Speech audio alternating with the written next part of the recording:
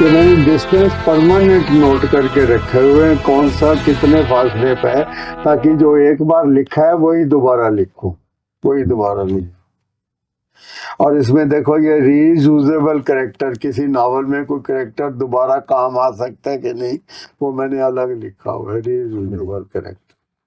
ये सारे नावलों के कैरेक्टर्स की समरी है, नाम है, ये ट्रिविया है इस बारे में। इस नावल में सुरवीर की तनख्वाह 5,000 रुपए थी, 6,000। I became a writer only after I wrote for 20 years. उससे पहले तो मेरे को एहसास ही नहीं था मैं लेखक हूँ। उस वक्त तो मैं ये मिस्त्रीगिरी मानता था। इंग्लिश का नावल पकड़ा, उसकी कहानी समझी, उसको हिंदी कर दी। पैसे भी ऐसे ही मिलते थे, बहुत चिकन फीड जैसे। 20 साल बाद फिर एहसास हुआ था भी मेरे को कुछ आता है, मेरे को अपना भी कुछ आता है। तो फिर उसके बाद जब ये इंटरनेशनल पब्लिशर से वास्ता पड़ा, हार्परकालीन में, तब तो फिर ऐसा मेरा कॉन्फिडेंस बना कि मुझे लगता था मैं ही हूँ बस, और कोई है ही नहीं। तो आपने 59 में पहली कहानी लिखी थी, मनोहर कहानियां छपी थी। हाँ, लेकिन कहानी जो थी वो मैंने अपने किसी के प्रोत्साहन से नहीं लिखी थी, वो मेरा अपना दिल किया। क्यों किया? नावल प्रोत्साहन से लिखा था। ये तो कहानी क्या थी वो शुरुआत में जो पहले? नहीं, ऐसे ही थी, सेमी फैंटेसी कि आदमी है कि नहीं है वाली बात है, गया हुआ लौटा है या कोई रीइंकारनेशन वाला चक्कर है, उसको उलझा के बनाई थी किसी तरह से कहानी। वो संयोग है, मेरी किस्मत ही छप भी गई उस वक्त की टॉप मैगजीन में, मनोहर कहानी में छप भी गई। ये भी बड़ी बात थी, ये भी बड़ी बात। तो आपको शर्मा जी ने क्या कहा था उस वक्त? शर्मा जी ने कुछ नहीं कहा। शर्मा जी ने मुझे नावल के लिए कहा था भी जब तू कहानी लिख सकता है तो नावल ट्राई कर। मैं कहीं छापेगा कौन, कहता है आप कोशिश करेंगे, तू लिखने की तो कर। कि वो संजोग से छप भी गया। जिसने एक छापा उसने भी दूसरा छापने से मना कर दिया। अच्छा। मैं एक बार मान ली तुम्हारी बात, बार बार नहीं होता। मेरे अपने फिक्स्ड राइटर है, उन्हीं को छापूंगा। नहीं क्या पा, 1.5 साल गुजर गया ऐसे। उन दिनों आर्मी ने नावल छपता था कि 1.5 साल नहीं घंटी बजी। फिर कुछ इत्तेफाक हो गए, अपने आप हो गए। तो पहला जो नॉवेल था आपका, नए गुनाह पुराने गुनहगार, गुनाह नए गुनाह, ऐसे कुछ ये जो था, तो वो नॉवेल का आइडिया क्या था? इधर ऐसे ही था, एक आदमी बेगुनाह फंसा हुआ था बैंक डकैती में, जेल भी जा चुका था, उसको बेगुनाह साबित करने के लिए, गुनाहगार नहीं था। कहानी चोरी की थी लेकिन देसी सब मैं झूठ थोड़ी बोलता हूँ, देसी सब अपना। आप तो जेम्स हेडली चाहिए कैरेक्टर अपने नए इजाद किए, उसका देसी अपना इजाद अपना किया, और कई बातें की। कई वो जो जिन बातों के लिए मैं मशहूर था कि कोई थोड़ी स्मार्ट टॉक, या ऐसी कोई जो बातें होती है वो उस वक्त भी उजागर थी उसमें।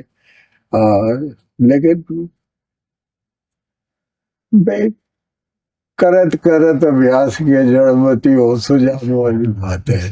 कृष्णचंद्र आपको अच्छे लगते थे ना? बहुत ज्यादा, बहुत ज्यादा। तो उसकी क्या वजह थी? लेकिन उसकी वजह ये थी कि उसकी अंदाजे में ऐसा था, कहानी बेशक कमजोर हो लेकिन अब para to para, page to page पढ़ने में बड़ी दिलचस्प लगती थी। अब पढ़ के आखिर में गए यार कुछ नहीं है, वो हो सकता है, लेकिन आप छोड़ सकते हो उसको। क्योंकि उर्दू का राइटर था, उर्दू के राइटरों में हिंदी के मुकाबले में बहुत दम है। बहुत सही कह रहा हूँ मैं आपको। जी जी। फिर किशन चंद्र को हिंदी तो आती नहीं थी, वो कमलेश्वर उसकी सारिका में कहानी छापते थे, तो उन्होंने एक वो फ्लूक शुरू कर दिया कि किशन चंद्र ने हिंदी सीखी सूखी नहीं थी। वो ये जाहिर करने के लिए, देखिए उर्दू के राइटर नहीं है, अब ये हिंदी के राइटर है। हिंदी में कभी नहीं लिखा, उर्दू से ही ट्रांसलेट होता था, लेकिन वो इतनी बड़ी मैगजीन ने ये खबर छापी कि शहजाद ने हिंदी सीखी, तो लोगों ने मान लिया। उर्दू में तो पैसा नहीं था, उर्दू में तो इक्की दुक्की कोई मैगजीन थी, शमा थी, उसमें कहानी ये भेजते थे वीपी बना के, वो छुड़ा लेते थे, लेकिन फिर वो रेगुलर छाप नहीं पाते थे। ये गैरत वाले बंदे थे जो पहले ही 4 कहानी उनके जमाने, फिर आगे नहीं भेजते थे वो। लेकिन ये हिंदी सीखी वाली बात ने थोड़ा उनको एक नई परवाज दे दी, नई उड़ान बन गई उसमें। तो आपने जो ये कहा ना कि वो कहानी वो पढ़ते हुए छोड़े ही ना, छोड़ते नहीं। छोड़े जिस तरह की होने, तो आपने अपने स्टाइल में भी ये ध्यान रखा? ये रखा है कि एक अंदाजा बयां ऐसा होना चाहिए कि वो रीडर को बांध के रखे, वो बाद में सोचे कि जो मैंने पढ़ा है उसमें कोई सार भी तो होना चाहिए, उसका कोई बुनियाद, कोई तत्व, वो भी तो मजबूत होना चाहिए। पहले तो वो पेज टू पेज जो है उसको एंजॉय कर रहे हैं, उसको अच्छा लग रहा है पढ़ना, कैरेक्टर अच्छे लग रहे हैं, उनके डायलॉग अच्छे लग रहे हैं, ये सारी बातें थी। और Kishan Chandra was a story writer, he was never a novelist. Novel लिखने में वो फेल थे, मैं उनकी पीठ पीछे की ये बात बता रहा हूँ। उन्होंने 1-2 नावल लिखे थे, वो दिल की वादियां हो गई जिस पर रेलवे प्लेटफार्म फिल्म बनी थी, लेकिन वो भी लॉन्ग शॉर्ट स्टोरी थी, वो नावल और यूं तो उन्होंने हांगकांग की हसीना वगैरह भी तो लिखा है, हांगकांग की हसीना जैसे नावल भी तो लिखे थे छोटे में। नावल मेरी काशस गवारा नहीं करती इनके बारे में, वो उन्होंने लिखे ही नहीं थे, उनके नाम से छपे थे। He was need of money. वो इतने पैसे फिल्मों में भी लिखते थे, कहानियां भी लिखते, उसके बावजूद भी he was not a rich man like Gulshan Nanda. मतलब उन्होंने ऐसा कोई पैसा नहीं कमाया, कोई और बड़े खर्चे थे, हार्ट के पेशेंट थे, तो उनके लिए तो लिखना जो था वो अनिवार्य वाली बात थी, लिखने के लिए बात थी। तो कोई ऐसी कोई चांदी काटी हो उन्होंने अपने पॉपुलर, पद्म भूषण थे, उनकी रशिया में कहानी छपती थी। इंदिरा गांधी ने जश्न किशन चंद्र में इनवाइटेड थी इंदिरा गांधी, 50,000 की उनको थैली मिली जो आज 20 लाख के बराबर होगी। ये सारे गुणगान के बावजूद भी was a not a comfortable man with money, ये उनकी प्रॉब्लम थी। इसीलिए हिंद पॉकेट बुक वाले ने उन्होंने ठोक पीट के नॉवलिस्ट बना दिया। थोड़ा बहुत उन्होंने खुद लिखा, लेकिन ये हांगकांग की वो और फलाने की ये सब उनके लिखे हुए नहीं है। पर उनमें रवानी तो मिलती है उस तरह की उर्दू की। थोड़ी बहुत वो कुछ करते होंगे ना अपनी मरम्मत वगैरह, बिल्कुल ही तो नहीं ना। तो आप जब कहानी लिखते थे तो आपको लगता था कि कृष्णचंद्र की तरह से रवानी होनी चाहिए? मैं आज भी वही करता हूँ, मैं तो आज भी वही करता हूँ कि जरा भाषा का लालित्य दिखाई देना चाहिए, उसकी चाहे चाहे बुनियाद कमजोर हो, लेकिन बंदा लिख पढ़ के वो रवानगी से इम्प्रेस हो पढ़ने के लिए। देखो मेरी जो जुबान है राइटिंग की, वो कोई ऐसी सिक्के बाद कोई फिक्स जुबान नहीं है, 4 जुबानों का मिक्सचर घोट के बना के मैंने एक अपनी 5वीं जुबान बना ली है, उर्दू, हिंदी, इंग्लिश, पंजाबी। तो वो क्लिक कर गई, वो क्लिक कर गई, लोगों को वो पसंद आने लगी इस किस्म की। तो मैंने किशन चंद्र को इतना ज्यादा पढ़ा है, टेक्स्ट बुक की तरह पढ़ा है। अच्छा। उनके कई वर्ड्स मैंने डायरी में नोट करके रखता था कि आगे मैं लिखूंगा तो मैं भी ये लफ्ज जरूर अपनी राइटिंग में इस्तेमाल करूंगा। मैं अकेले किशन चंद्र की बात नहीं है, सारे उर्दू के राइटर पावरफुल थे।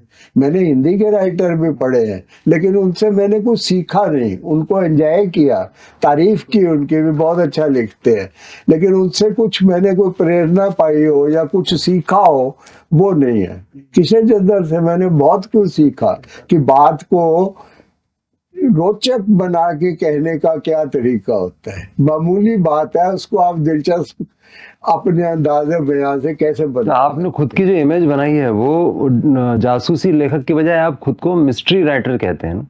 इसको खुद को आप मैं मिस्ट्री राइटर कहते हैं आप, है ना? क्योंकि मिस्ट्री राइटर मेरी शिनाख्त बन गई है ना। मैं कुछ भी लिखूं मैं मिस्ट्री राइटर ही कहलाऊं। आज मैं सामाजिक उपन्यास लिखूं, ऐतिहासिक लिखूं, पौराणिक लिखूं, मेरे नाम से छप भी जाएगा, लेकिन मुझे कहा मिस्ट्री राइटर ही जाएगा। ये मैं नहीं हटा सकता लेबल अपने आप से, नहीं हटा सकता। पर बाकी सब लोगों को तो जासूसी लेखक डिटेक्टिव नॉवेलिस्ट, इस तरह की कुछ चीजें चलती थी। आपके लिए, अकेले के लिए मिस्ट्री नॉवल हाँ। वो क्या वजह है कि आपने ब्रांडिंग की ऐसी कुछ? मैंने क्या किया है मुझे नहीं मालूम, क्या हुआ है, अच्छा। क्या हुआ है वो दिखाई दे रहा है। हाँ। मैं ये कहूँ कि मैं किसी मुकाम पर पहुंचने के लिए मैंने ये स्ट्रेटजी अडॉप्ट की थी, या मैंने फलाने उस्ताद से इस्लाह ली थी, उससे मशवरा किया था कि मैं क्या कुछ करूं तो मैं क्या बन जाऊंगा। Nothing doing, nothing doing. I have learned by hit and trial, hit and trial से सीखा है। जो आज लिखा है अगली बार पिछली से बेहतर लिखना है, ये चैलेंज मान के मैंने हमेशा नावल तो लिखा। आपने ये कैटेगरी क्यों चुनी थी? क्योंकि उस वक्त इसके गाहक बहुत थे, ये छपना आसान था, ये छपना आसान था, इसके गाहक बहुत थे, रीडर भी ऐसे ही थे। सोशल नावल भी चलते थे उन दिनों, लेकिन इसका अपनी हवा थी, है लोग पसंद करते थे। वो फिल्म जासूसी दुनिया की वजह से, जासूसी दुनिया की वजह से मामूली नावल होते थे, वो कोई ऐसे को आसमान से नहीं उतरे थे, लेकिन उसकी कमर्शियल जो पॉसिबिलिटीज थी वो एंडलेस थी। उसका कारण ये था कि जो आप पता नहीं कहनी चाहिए कि नहीं बात, आप सेंसर कर लेना। हाँ, हाँ। जो पब्लिशर था ना, क्या था? उनके पिता एएच व्हीलर में जनरल मैनेजर, तो वो डंडे से अपने 250 स्टालों को हुक्म देते थे कि फिल्मी जासूसी दुनिया इतनी तुम्हें लेनी पड़ेगी और ये वापस भी नहीं होगी। क्योंकि वो स्टॉल होल्डर जो मैनेजर होते थे, मालिक तो नहीं होते थे ना, उनको तो 10% कमीशन मिलती थी। अब जनरल मैनेजर कह रहे हैं कि ये किताब तुमने इसकी 100 कॉपी लेनी है, चाहे तुम्हारे पास 30 की सर्कुलेशन है, सेल है, 40 की है, तो लेनी पड़ेगी, और साथ में कंडीशन है वापस नहीं होगी। इसी बात से उनका प्रिंट ऑर्डर बहुत बड़ा बन गया, मजबूरी में बिकी, लोगों ने ली, उन्होंने पसंद भी कर ली, तो बस कामयाबी कामयाबी है। लेकिन जो उसकी मास सर्कुलेशन थी, इतना बड़ा प्रिंट ऑर्डर, वो डंडे से बनाया गया, वो राइटर के कैलिबर से नहीं बना था, राइटर के कैलिबर से नहीं बना था। अपने टाइम के फेमस थे उन दिनों, इतना सा तो नावल छपता था, 128 पेज और 22-23 लाइन होती थी उसमें, आधे घंटे में 40 मिनट में बंदा वो नावल पढ़ लेता था। तो उसमें कोई ऐसी कोई क्या होगा कि आप कैरेक्टर्स को डेवलप करने में टाइम लगाएंगे या कहानी बताने में टाइम लगाएंगे, लेकिन उसका वक्त था, उसका दौर था, उसकी किस्मत थी, बहुत चलती। मैं खुद फैन था जासूसी दुनिया, ढूंढ के पढ़ता था, ढूंढ के पढ़ता था। इब्ने सफी, इब्ने सफी, हाँ। तो इब्ने सफी के जो कैरेक्टर थे दोनों, विनोद हमीद, फिर बाद में अकरम इलाहाबादी के थे खान वाले, खान वाले बनाए, फिर वेद प्रकाश कंबोज ने विजय रघुनाथ बनाए। हाँ। इब्ने सफी के ये 2 बड़े शागिर्द हैं जिन्होंने उसकी नकल मार के तरक्की भी कर ली। अच्छा। एक वेद प्रकाश कंबोज ने, अकरम इलाहाबादी ने। अकरम इलाहाबादी बहुत फेमस थे, उन्होंने लिखना ही छोड़ दिया, वो बॉम्बे चले गए, ट्रेड यूनियनिस्ट बन गए। अब उनको चस्का लग गया, आते जाते 20 आदमी सलाम कर रहे हैं, तो नावल कौन लिखे। अब कंबोज साहब कुछ अपने मिजाज की वजह से गायब हो गए इस कारोबार से, किसी से ऐसे ताल्लुकात नहीं बनाए जो उसको ये तसल्ली दे कि तेरी सेल घट भी जाए या कुछ भी हादसा हो, मैं तेरे साथ हूँ, तेरी किताब छापूंगा। ऐसे कहने वाले मिलते हैं पब्लिशर। आपको मिले? मेरे को नहीं, क्योंकि पब्लिशर्स को लेके आपका जो अनुभव है कोई बहुत अच्छा तो नहीं रहा होगा। बहुत बुरा रहा, बहुत बुरा, ठगी का मामला था। मैं आपको क्या बताऊं, एक वो चार्ली चैपलिन की फिल्म है ना सर्कस, आपने देखी है ना? जी जी। तो उसमें चार्ली का शो कामयाब हो जाता है दोपहर में, तो मालिक कहता है कि इसमें बहुत टैलेंट है, लेकिन इसको इसकी खबर नहीं है, जो ये करता है इसको करने दो, पब्लिक खुश है इससे, लेकिन इसको पता ना लगे कि ये हिट हो गया है, नहीं तो इसकी डिमांड्स बढ़ जाएंगी।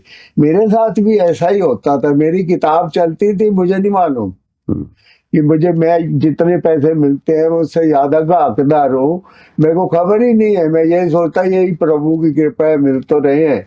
तो वो छोटा मोटा हिंट तब पता लगता था जब कोई दूसरा पब्लिशर आके मेरे को कहता था कि मेरे लिए लिख, मैं ज्यादा पैसे दूंगा।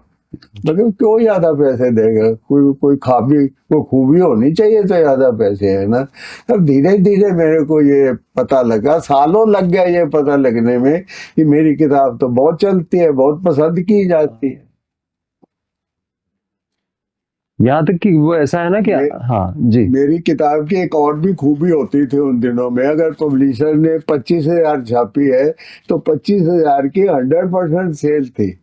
कई बार तो ऐसा होता था उसके बाद राइटर को देने के लिए कॉपी नहीं है, भाई कहीं से वापसी आएगी तो दूंगा, ये कहता था वो।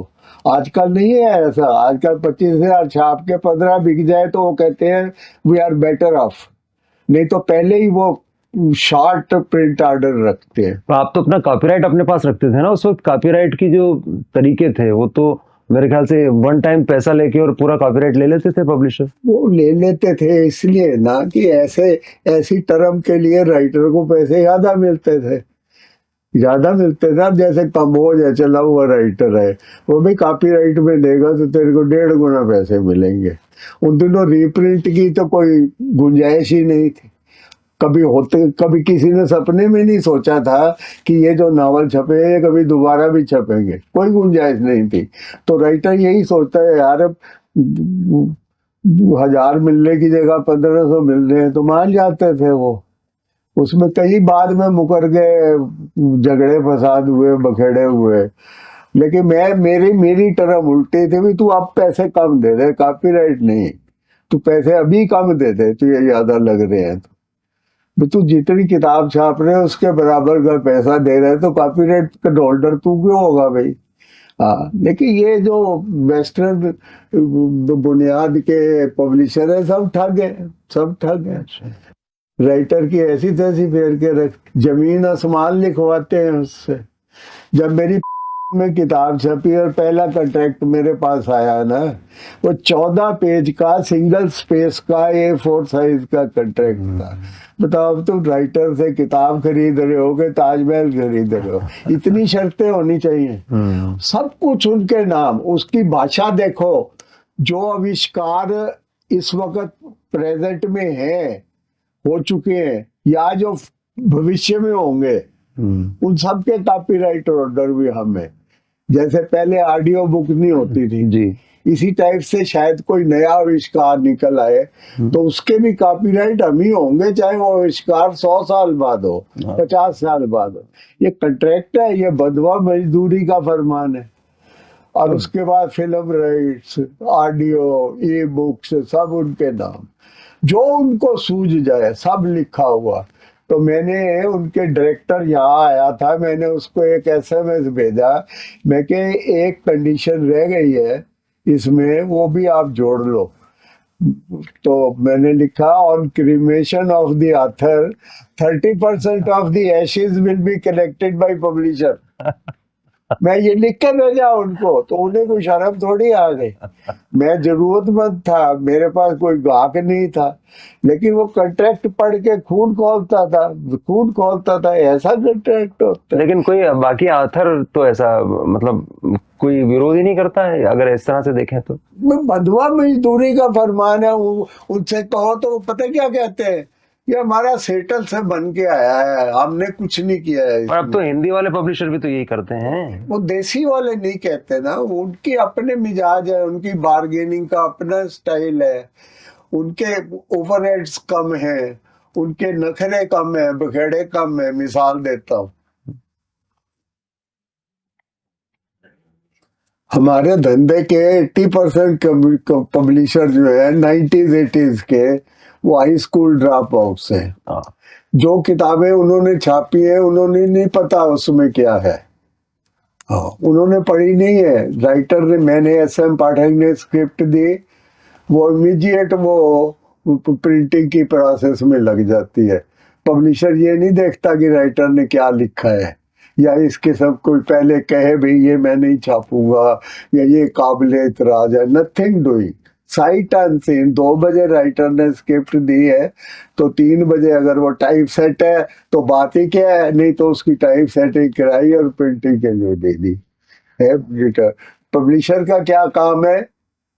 प्रिंटिंग प्रेस सेट करना, बाइंडर सेट करना, कागजी से बारगेन करना है, और फुटे लेके कागज कुगज नापना। बाकी प्रोडक्शन की पब्लिकेशन के बारे में कुछ नहीं जानता। और ना उसने कोई ऐसा स्टाफ रखा हुआ है कि कोई एडिटर रखा हो इन कामों के लिए, कोई कंपिटेंट प्रूफ रीडर रखा हो। नथिंग डूइंग, ऐसे ही सीधे गलत छपती है छपे। मेरे जैसे राइटर को खुद कभी मैं किताब मेरे को दिखाओ तो ऊट पटांग छापते हैं तो उसके मत्थे मर देते थे प्रूफ रीडिंग में। आप ही कर लो। हाँ, नई नई बेकार बना दी मेरे लिए। तो अब बताओ ये पब्लिकेशन हुआ, ये तो मिठाई बेचने वाली बात हुई कि बनी बुनाई आगे आई, आगे आपने सेल कर दी, हमने खा के थोड़ी देखनी है ये क्या हुई है। लेकिन इनके इनके तो लाखों लाखों रुपए सैलरी का स्टाफ है, एडिटोरियल स्टाफ, ये वो, उसका कोई स्टाफ नहीं है ही नहीं। वो फिर भी पैसा तो कमा रहे हैं ना, हाँ, लेकिन उससे धंधे उसकी ओवरहेड्स नहीं है। अब ये किताब है, ये 320 पेज की किताब है, शायद इसकी 125 रुपए कितनी कीमत है चश्मे बिना मुझे पता नहीं मैं लगी। देखता हूँ, ये 80 रुपए रखी। 80 रुपए। हाँ, अब यही 300 पेज की किताब आज छपे तो 250 रुपए में छपती है। ये कैसे 80 में अफोर्ड कर सकता है? और फर्स्ट क्लास छपाई है, प्रिंटिंग है, सारी खासियत है इसमें, पेजेस भी पूरे हैं। कैसे अफोर्ड कर सकते? इसीलिए अफोर्ड कर सकते हैं कि उसने 5-5 लाख रुपए सैलरी वाला स्टाफ नहीं रखा हुआ, कुछ नहीं करते हो, जरूरत ही नहीं है उसको, जरूरत ही नहीं है। राइटर ने किताब लिख दी, अगर हैंड रिटन है तो टाइप सेट करा ली, वो प्रोफेशनल होते हैं, या अपना एंगेज कर लो, वो बाकी पेज बनाओ और ठोक दो, वो किताब बन गई, बेच के अगली का इंतजार करो।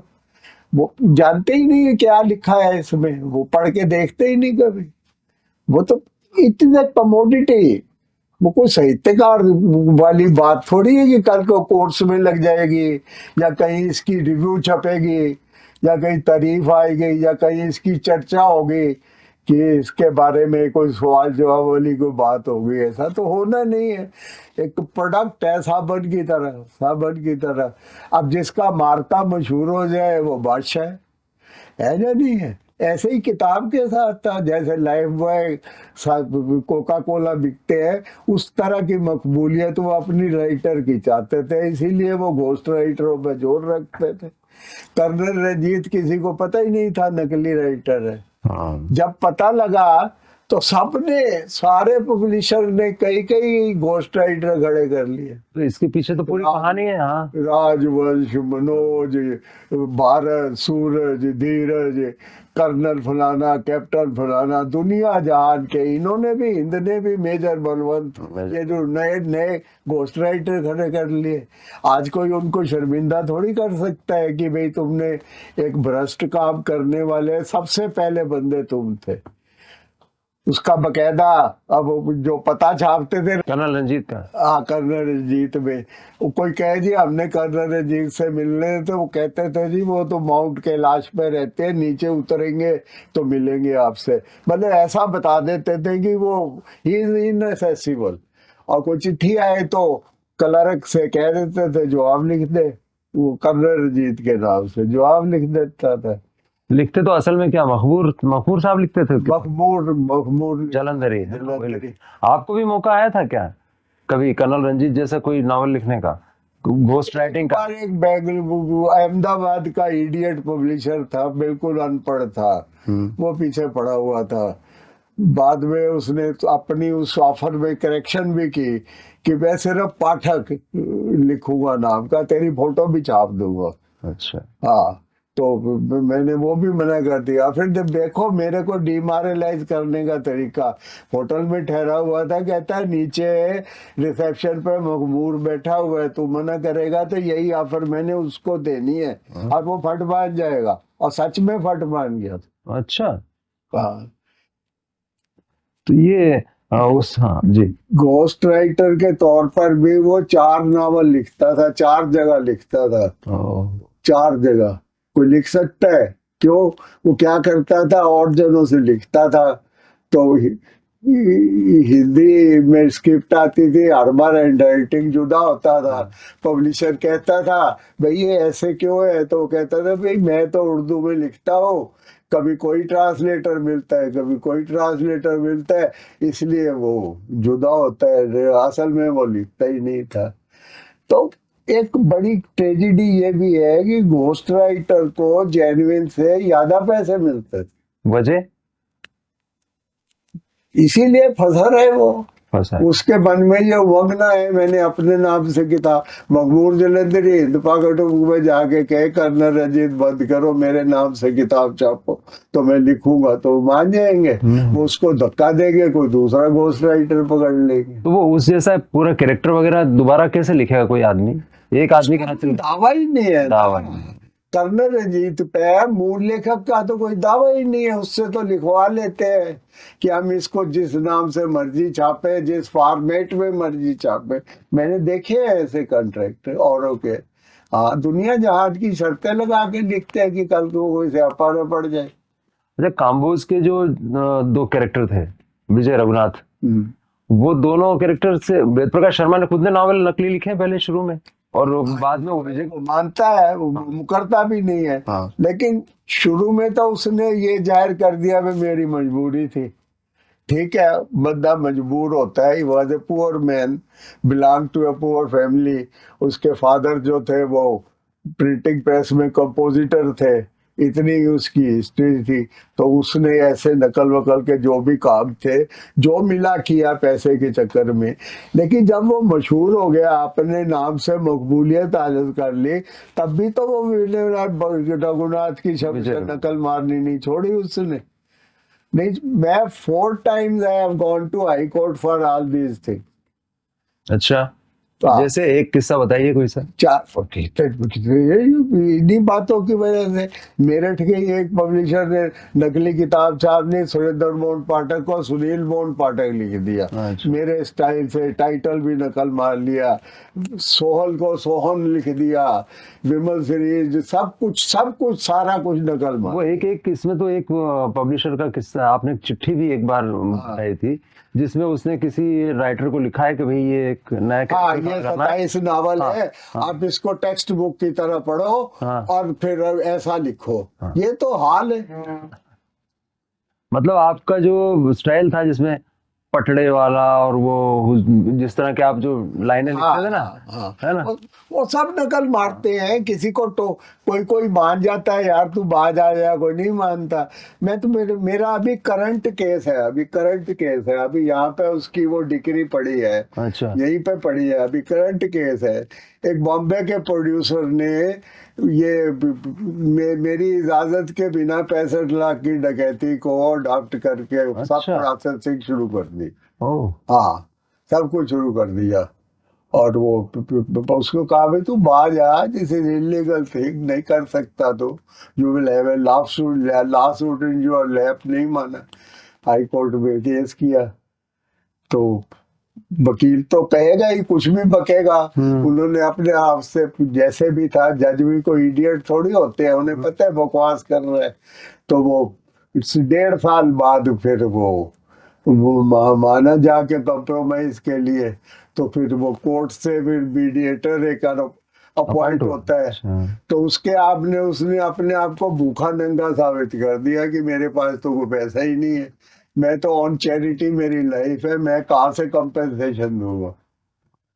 हाँ, तो फिर वो मीडिएटर ने भी कहा भाई पागल हुआ है, ऐसे इसके बिना तो फिर केस चलेगा, तो तेरे पास करोड़ों के हर्जाने का केस है। जो केस करने वाले ने जो तेरे से क्लेम किया है, तो वो कहाँ से लाएगा फिर। तो रो धो के उसने 3 लाख रुपए दिए, जबकि मेरी लिटिगेशन में 10 लाख रुपए खर्च हो गए। क्या हाथ आया? लेकिन आया, ये हाथ आया कि एक मिसाल तो बनी कि ये मैं ऐसी नाजायज बात नहीं होने दूंगा।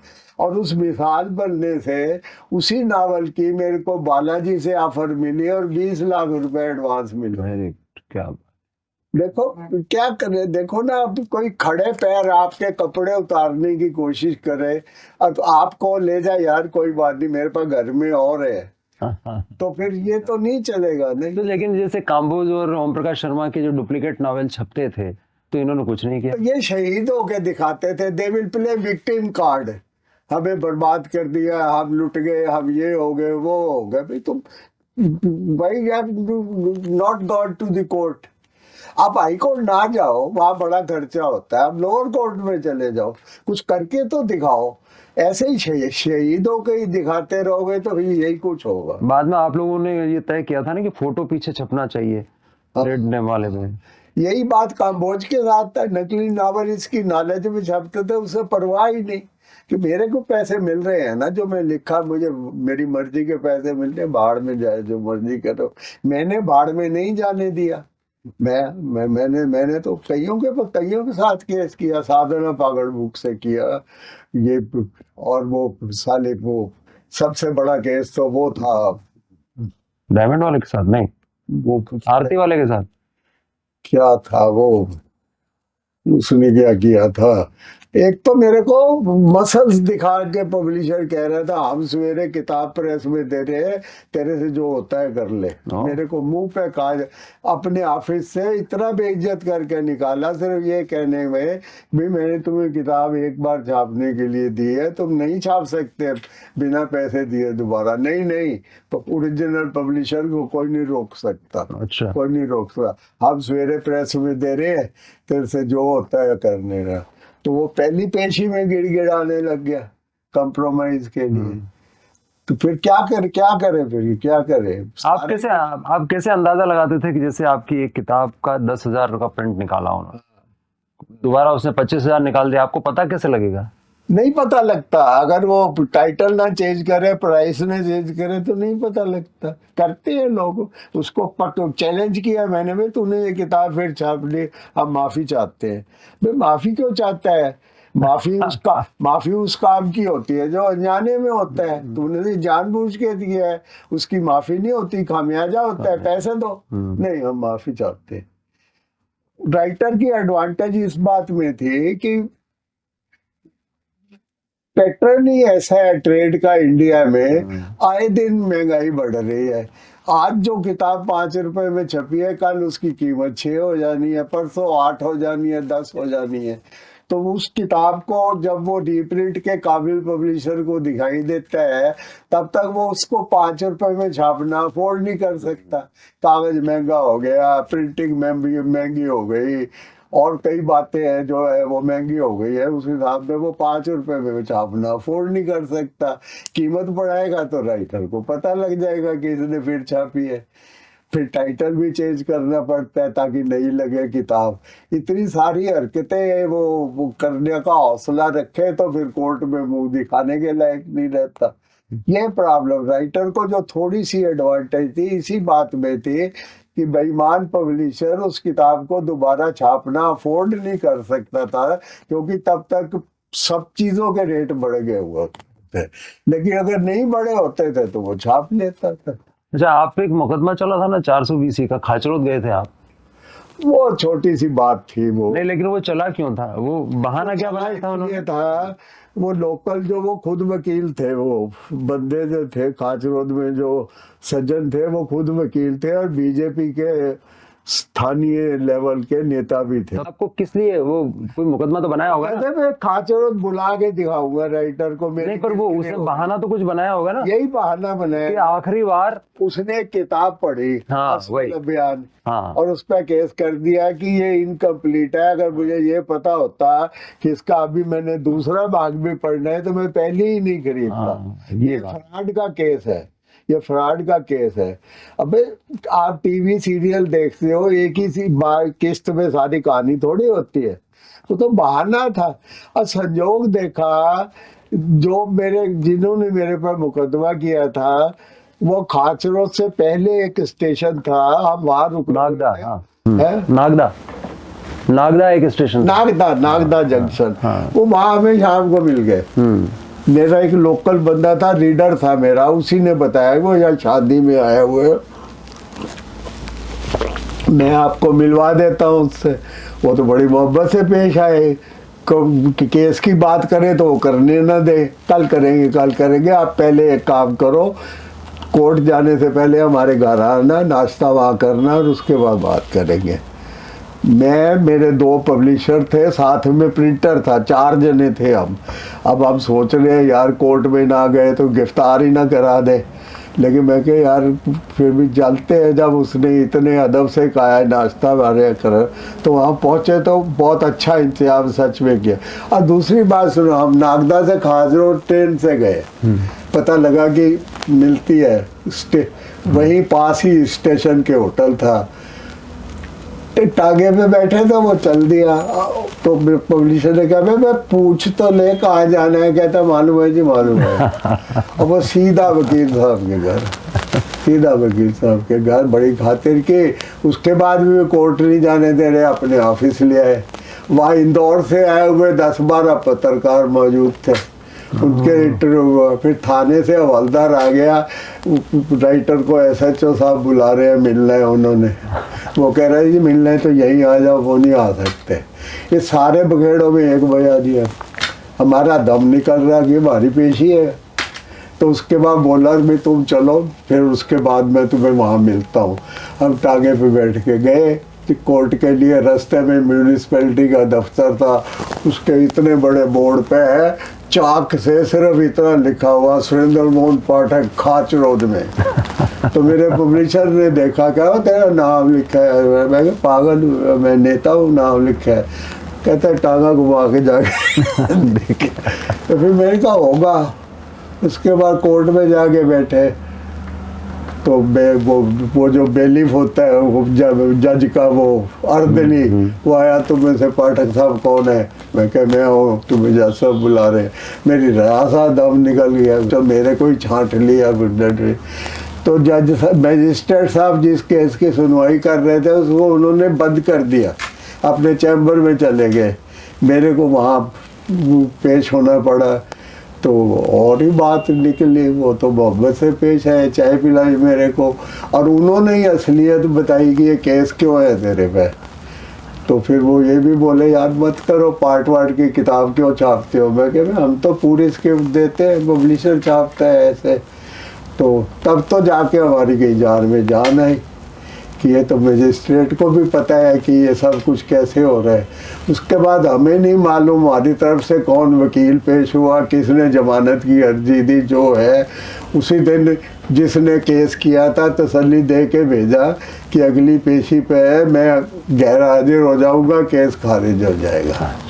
तो हो भी गया, वो अपने वादे पे खड़े उठते, लेकिन हमें सस्पेंस में पड़े रहे, हमारा दम निकला रहा।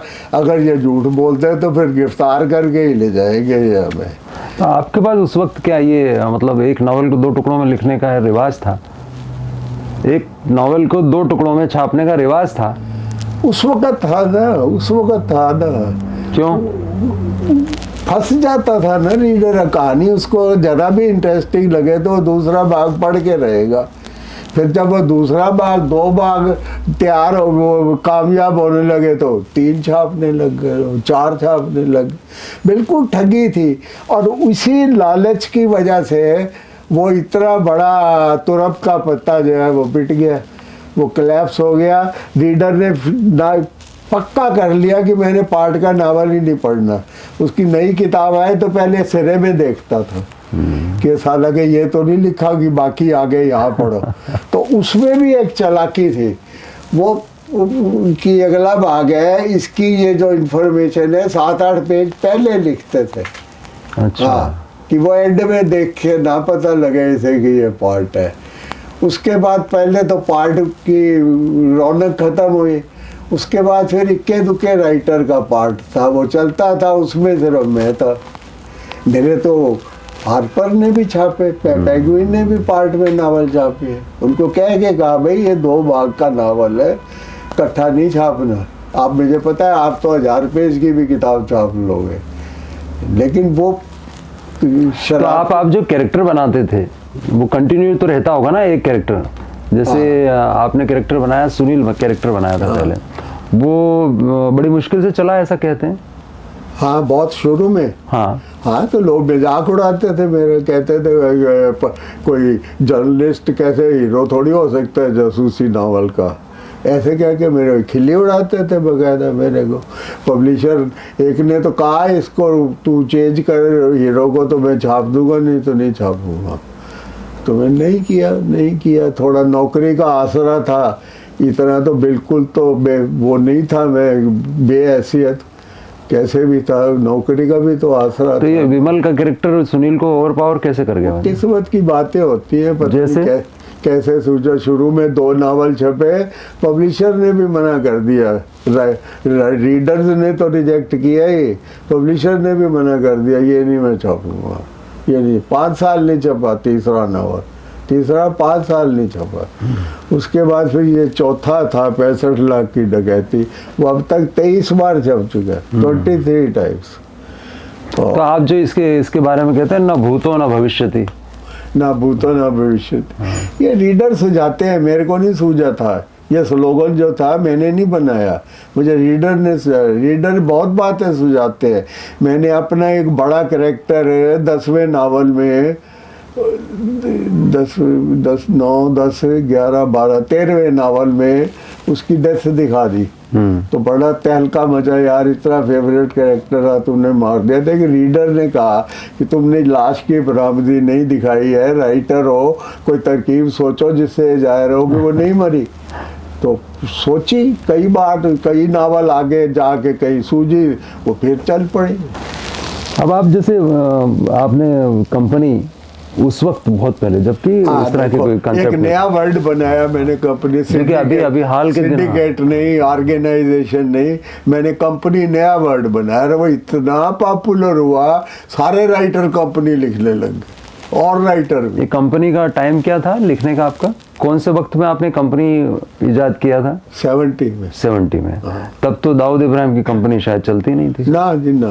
तो कंपनी किस तरह से काम करती थी कंपनी में? बस ऐसे ही जैसे कारपोरेट बॉसेस काम करते हैं, वैसे क्राइम का एक सिंडिकेट। हाँ, लेडर वाइज उनके वो थे ओहदेदार, ये छोटा है, ये उससे बड़ा है, ये उससे बड़ा है, बखिया सबसे बड़ा है, इस ढंग से वो करते थे। तो होटल को ही उन्होंने हेडक्वार्टर बनाया हुआ, एक फ्लोर को सील किया हुआ, यहाँ कोई नहीं आ जा सकता, ये सब मेरी कल्पना थी। मैंने सोच सबने नकल मारी। तो बखिया पुराण बड़ा फेमस था ना आपका, बखिया पुराण। बखिया पुराण आज तक याद करते हैं लोग। लेकिन मैंने लिखा मैंने, लेकिन उसकी जो मकबूलियत बनी, पॉपुलैरिटी बनी, उसमें तो रीडर ही नहीं किया ना, रीडर नहीं किया। आप बॉम्बे कभी गए नहीं, और आपने बॉम्बे का इतना जबरदस्त विवरण दिया है, उसके वॉल्ट का, कालवा देवी का, ये सब किस तरह से आप करते हैं?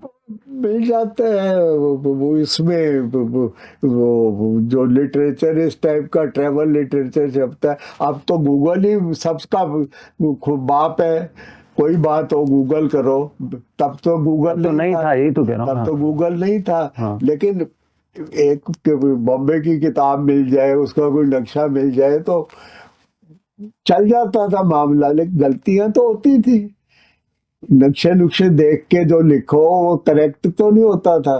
काफी वो फॉर एग्जाम्पल, हाँ। मेरे को ये नहीं पता था लोकल में टॉयलेट नहीं होता है। हाँ। मेरी एक कहानी की बुनियाद ही ये थी कि उसका टॉयलेट में बटुआ गिर गया, उससे उसकी आइडेंटिटी हुई। तो रीडर ने कहा भाई लोकल में टॉयलेट नहीं होता। उन दिनों किताब रीप्रिंट होती थी, मैंने उसको लॉन्ग रूट की ट्रेन बता दिया। मुझे ये नहीं पता था बांद्रा बैंड स्टैंड एक जगह का नाम है, वहाँ बैंड नहीं बजता। हाँ, मैं समझता था वहाँ बैंड बजता है।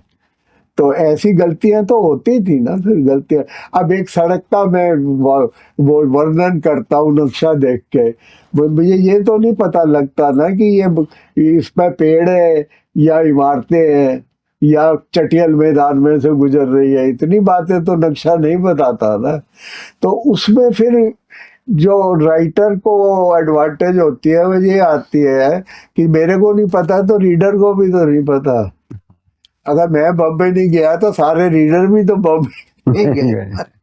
हाँ, तो चल जाता था। तो कीटिंग का केस जैसे है, आपने मेरे को जिक्र किया था, क्या? कीटिंग वाला इंस्पेक्टर घोटे का केस, हाँ, वो भी तो इसी तरह का था। वही बिल्कुल इसी तरह का था, इसी तरह का। कि आदमी लंदन में रहे, अमेरिका में नॉवल अमेरिका में नावल छप रहा, बॉम्बे में वो गणेश गोटे उसने क्या किया। अब कैसे पे अब चले हुए नावल थे, 9 नावल उसके बड़े फेमस हैं, ये गणेश गोटे के बॉम्बे पे लिखे हुए। लेकिन हैरानी होती है कि ये बॉम्बे नहीं गया। अब जेम्स एडले चेस के बारे में ये बात मशहूर है कि वो जिस जगह के बारे में नावल लिखता था पहले जाता था वहां पे, और कई जगह उसने रिजेक्ट कर दी कि ये मेरी टाइप के नावल के क्राइम यहाँ होते ही नहीं है। इसलिए फिर उसने एक कि पता नहीं कौन सा सिटी करके एक नकली शहर बनाया था कि अपनी पसंद का, हाँ। कि जहाँ सब कुछ होता हो। कौन सा सिटी था, नाम याद नहीं आ रहा, लेकिन उसकी ये वर्ड है। अब जैसे लोटस फॉर्बिस्कू है तो पहले हांगकांग जाके रहन सहन सब सिलसिला, वहाँ के क्राइम का स्टाइल सब कुछ आप स्टडी करके आया। पर अपने जैसे आर्थर हेली और जॉन ग्रिशम और ये सब तो बहुत स्टडी करके और बड़ा रिसर्च करके चीजों को लिखते हैं। रॉबिन कुक भी जैसे लिखेंगे, तो अपने यहाँ पे वो रिसर्च का लेवल नहीं होता। वो रिसर्च का लेवल, अब मैं क्या कहूँ, बुरा बहुत बोल रहा हूँ, original writer mystery writer Hindustan में है ही नहीं, तो रिसर्च की जरूरत ही नहीं है। जो हाथ में आ गया, जब उसी को इंडियनाइज करना है तो रिसर्च वो करेगा जिसने ओरिजिनल नावल लिखा है, हमने क्या रिसर्च करनी है। जब ये एटीट्यूड बन जाए, जब आपस में एक दूसरे की नकल मारने की होड़ हो, जब पब्लिशर अपने घोस्ट राइटर को चिट्ठी लिख के कह रहा है कि तुझे पाठक के 27 नावल भेज रहा हूँ, इनको टेक्स्ट बुक की तरह पढ़, टेक्स्ट बुक की तरह पढ़, अभी भी है चिट्ठी मेरे पास। तो वो और वैसा उससे बढ़िया बनाने की कोशिश कर रहा उसको, तो फिर कहाँ से ओरिजिनल राइटर की कोई कदर ही नहीं है। इसका मतलब है गोद में बैठा के बताएंगे क्या लिखना है, अबे तू ये सीन लिख दे, अबे तू वो लिख दे, क्यों, लाला को पसंद है, लाला को पसंद है।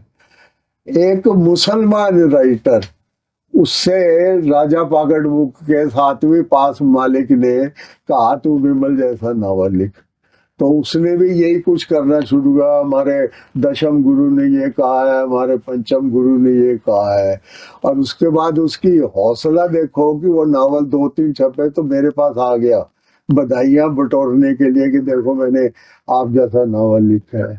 तो मैंने कहना क्या था, उसको छोटा सा लड़का था, मैंने उसको एक सवाल पूछा, मैंने कहा तू मुसलमान है, तू साले को कुरान की कोट करके बातें लिख, ये गुरुद्वारा पंचम गुरु दसम गुरु क्यों लिखता है तू ये। कहता है वो मजबूर करते हैं, लाला जी ने कहा है यही लिख ले। अब बताओ इसका क्या जवाब है। तो आपका कैरेक्टर करता था ना ये विमल, हाँ, ये जो सारे गुरु ग्रंथ साहिब की लाइन है, तो आपका कैरेक्टर उठाता था, बोलता था विमल। क्या बोलता है, ये करता था ना, हाँ। वो धर्म ग्रंथों की बात, धर्म ग्रंथों की बातें करता था वो। उसके लिए मैंने स्टडी किया ना, मैंने स्टडी किया, मैं कहीं कहीं मैं सिख तो नहीं हूं ना, लेकिन हाँ। पंजाबी तो हूं ना। हाँ। अब ये देखो, ये गुटका है, कितने 100 पेज का है, इसमें मैं इसको रेगुलर पढ़ता हूँ। कोई ना कोई उदाहरण, कोई ना कोई बात इसमें से मेरे मतलब की निकल आती है, मैं अलग से नोट कर लो, अलग से नोट कर लेता हूँ। तो देखो कोशिश से ही होता है ना। तो आप तो कैरेक्टर को भी, तो आप कैरेक्टर की कंटिन्यूटी बनाए रखने के लिए आप कोई नक्शा वक्शा बना दें। नक्शा तो मैं कहता हूँ, मैंने तो आर्टिफिशियल जो नकली शहर है उसका भी मोटा मोटा नक्शा बना के रखा हुआ है ताकि गलती ना हो। आज मैं कहूँ कि मैजेस्टिक सर्कल फलानी रोड से 6 किलोमीटर पे है, अगली बार लिख दूं 22 किलोमीटर पे है, ऐसी गलती ना हो उसका भी इंतजाम मैंने किया। I am a very sincere writer, मैं सही कह रहा हूँ आपको, I may not be a good writer but I am very sincere writer. मैं होमवर्क के बिना, प्रिपरेशन के बिना नावल शुरू नहीं करता, पहले सब कुछ मेरे पल्ले पड़ना चाहिए, मैंने क्या लिखना है।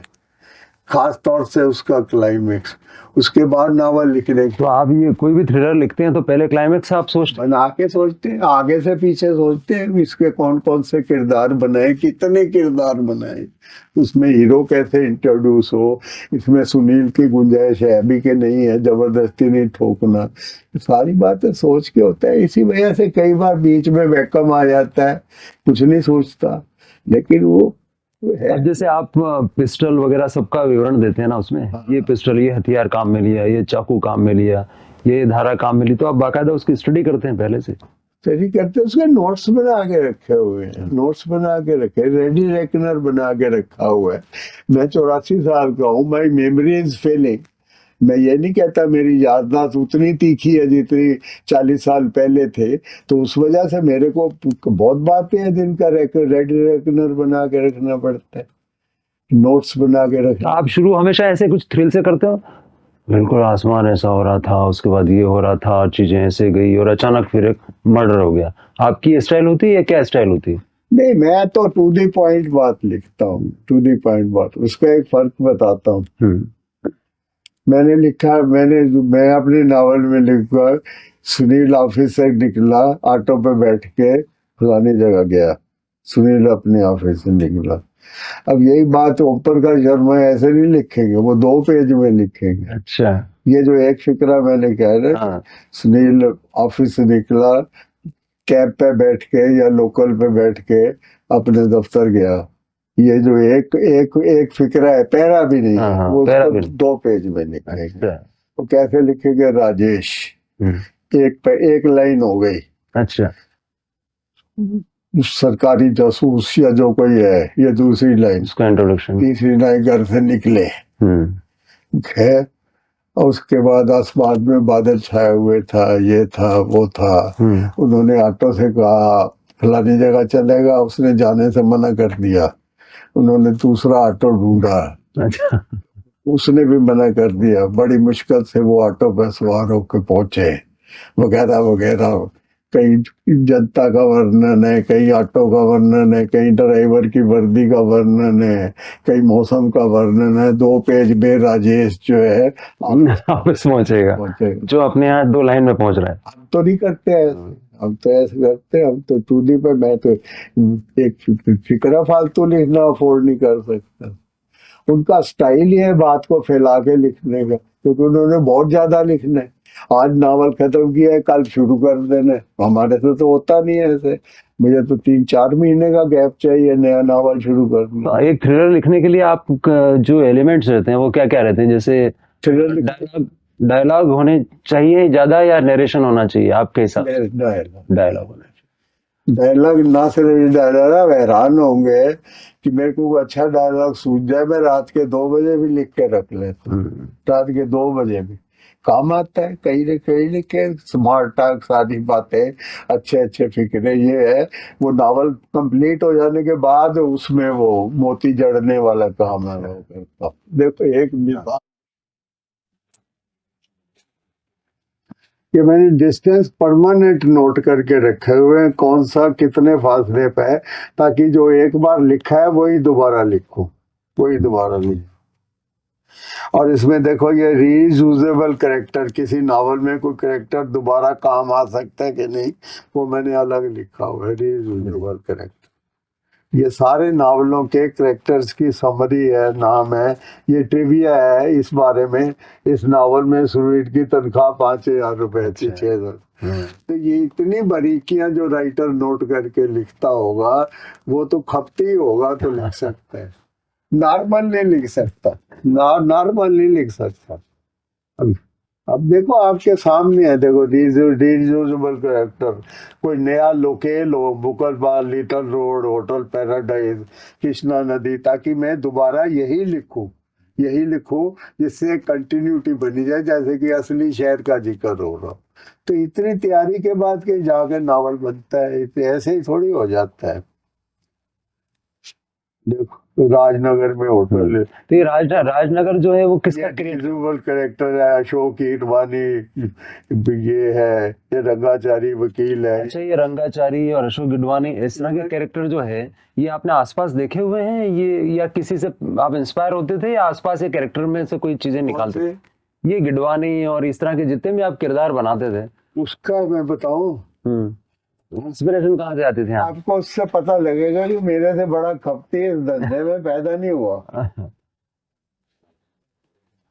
जी तो मैं बताऊं आपको, हाँ।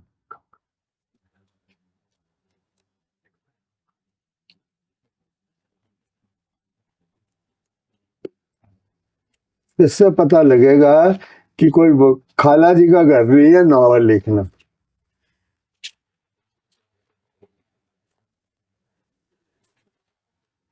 देखो ये गोवानी नाम है, ये देख रहे हो, जी जी। 2 पेजों में गोवानी नाम है।